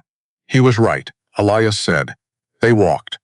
And somewhere to the south, Seth Cord was carrying 3 years of buried truth toward the man with the authority to do something about it. And somewhere in Brentwick, Harlan Decker was going about his comfortable morning, not yet knowing that the careful architecture of 4 years of unpunished decisions was about to develop its first serious fracture. And here, in the mountain light, 2 people walked. One who had spent 4 years learning to live without, one who had spent 3 years surviving on what she remembered, and between them, not named, not spoken about, but present the way important things are present before they're acknowledged, the beginning of something, not simple. These things never are, not certain. Nothing in the mountains ever is, but present, which is how everything real begins. They came down out of the mountains on the 8th day. Seth was at the Pruitt homestead when they arrived. He'd ridden hard to Milford and back. He looked it, the look of a man who has done something difficult and is standing on the other side of it, taking stock of what the doing cost. The marshal has the documentation, Seth said. He's sending men to Brentwick within the week. Elias nodded. Decker's warrant on Clara is suspended pending investigation. Marshall's words. Seth looked at Clara. You're not wanted right now. Not formally. Clara stood in the clearing of the Pruitt homestead, still. Her face turned toward the weak afternoon sun with the same quality of attention she brought to everything. Receiving it, not performing the receiving of it. And you, Elias asked his brother. I gave my statement, Seth said. All of it, including my part. A pause. The marshal said to stay available, are you? Yes. They stood in the cold afternoon. The Pruitt children were visible through the window. The girl, Martha, who couldn't hear well, pressing both hands against the glass and waving at Clara with the enthusiasm of someone who had decided, on very limited evidence, that this was a person worth waving at with full commitment. Clara turned toward the window. Some sense of presence, some reading of the light changing, some sound too subtle for Elias to identify. She raised her hand. Martha beamed so hard it was visible through the glass. Meg Pruitt appeared at the door. You'll stay the night, she said, not a question. None of them argued with it that evening. Firelight and the smell of a real meal, and the sound of children who have been successfully put to bed, settling into quiet. Walt Pruitt at the table with his hands around a cup, looking at Clara with the expression of a man who has put something down after carrying it for a long time and is still not entirely sure how to hold himself without the weight of it. Meg Pruitt moving quietly around the room with the competence of someone who keeps everything running. Seth with his hands wrapped around coffee, looking into it the way men look into things they're still working out. And Clara beside Elias, closer than the space required, not touching, just beside him. Just there, he thought about the cabin, about the south window and the second chair and 4 years of solitude that had felt, for most of those years, like the correct choice, the only possible choice. The choice a man makes when the world has made clear it will take from him the things he values most. He thought about what Joseph Whitmore had understood, that you don't hide what's precious in things that can be taken. You hide it in people. You give it in language the right person will recognize. You trust that the right person will find it He looked at Clara. She couldn't see him looking, but she turned her head in his direction. Slightly, just enough, and the corner of her mouth moved in the way he'd been cataloging for 2 months. The involuntary kind. The kind that if it escapes before she decides whether to show it. He looked back at the fire. 4 walls, he thought, and a south window, bigger than what I had. Starting in spring, the warrant was formally revoked 12 days later.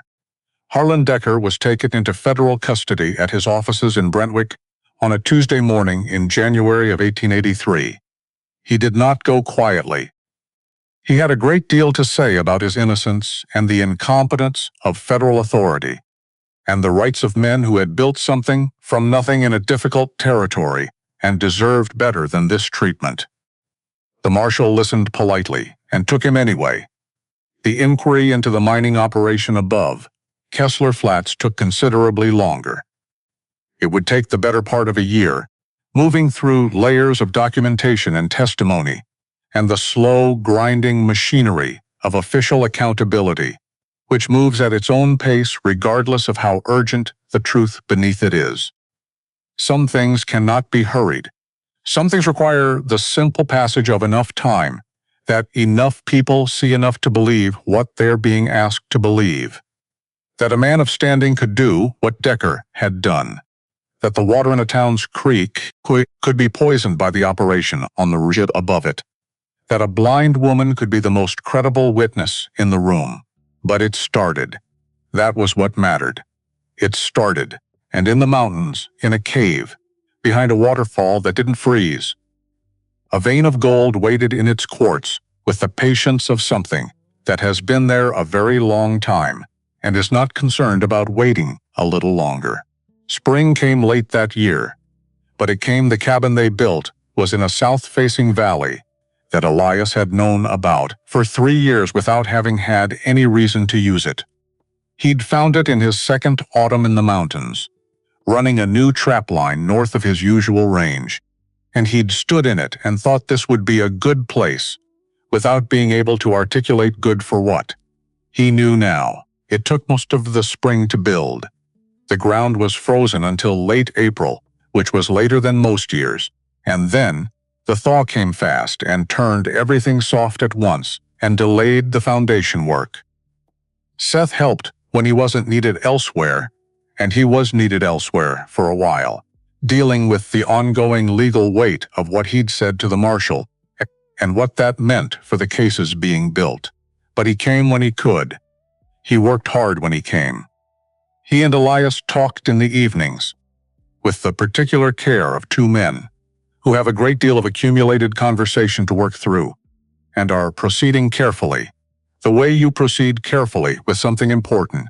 And the cabin had a south window, and an east window for the morning light, and a west-facing door that opened onto a view of the mountains that Elias had always known was there, and had always privately considered one of the better views available in this part of Montana.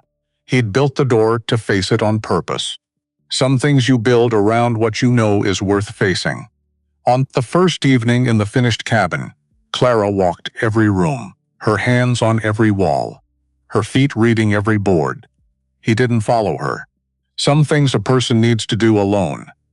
The private work of making a place into a place you know, making it yours through the specific intimacy of touch and sound and the body's memory.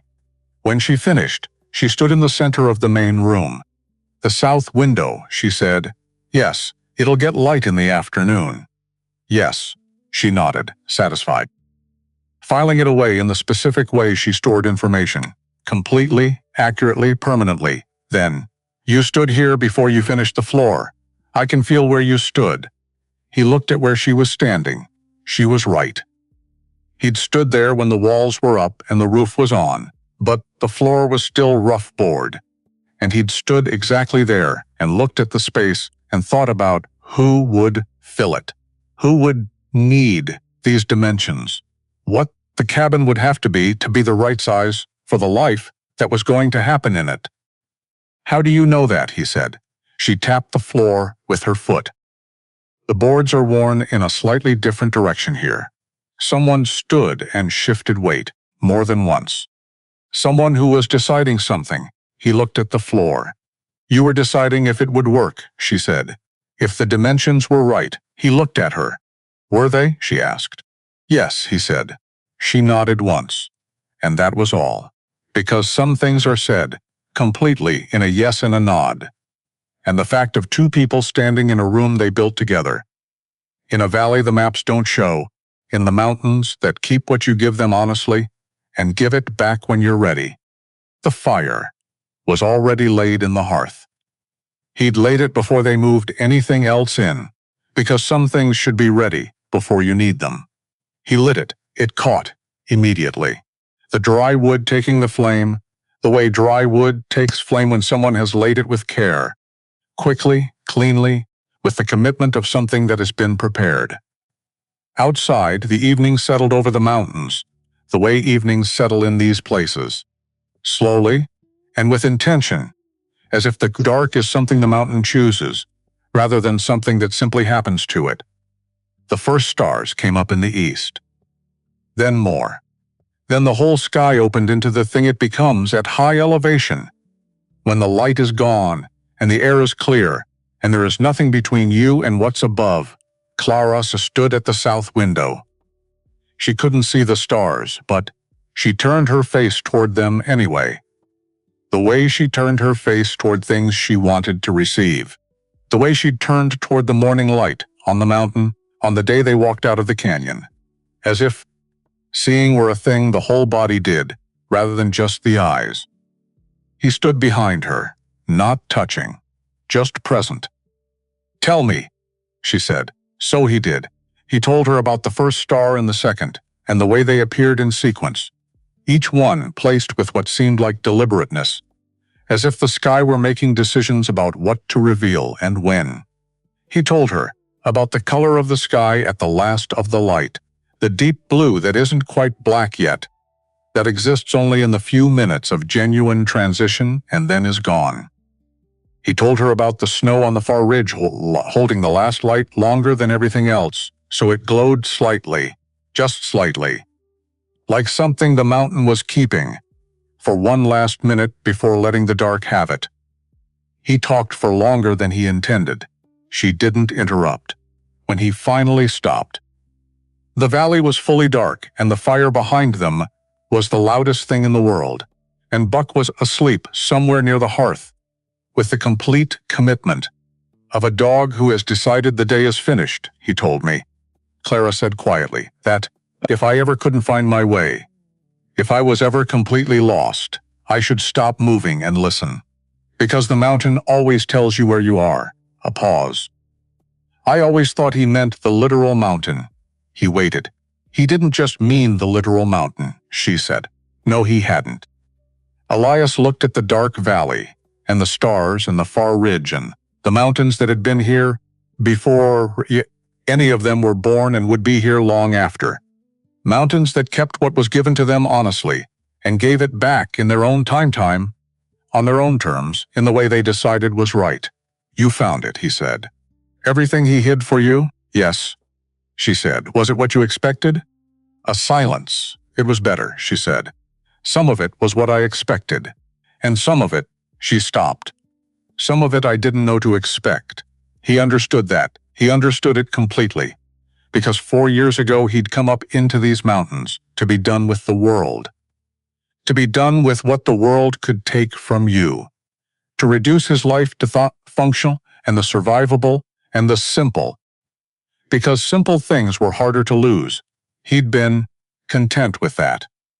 Or close enough to content that he hadn't examined it too carefully. Hadn't asked whether surviving and living were the same thing, because asking would have required acknowledging they might not be. And then October, and a cougar, and a scream in the pines. And a woman who weighed less than she should, and gripped his coat with more determination than physics should have allowed, and who had woken up blind in a stranger's cabin, and immediately begun building a map of it by sound. He looked at the back of her head, at her face turned toward the stars she couldn't see. She led me to the gold, he thought. And then, 'cause it was true. And to something that matters more, the fire spoke behind them. The mountain kept its silence, not the silence of something empty, but the silence of something that has been here a very long time, and has learned that most things worth saying don't need to be said aloud. Outside, the wind moved through the pines in the way it does at night in these mountains. Low, persistent, finding every gap, saying nothing specific, saying everything. And Clara Whitmore stood at the south window of a cabin that had been built with her dimensions in mind, in a valley that didn't appear on any map Harlan Decker had ever owned. In mountains that kept what was given honestly, and she didn't need to see it to know she was home.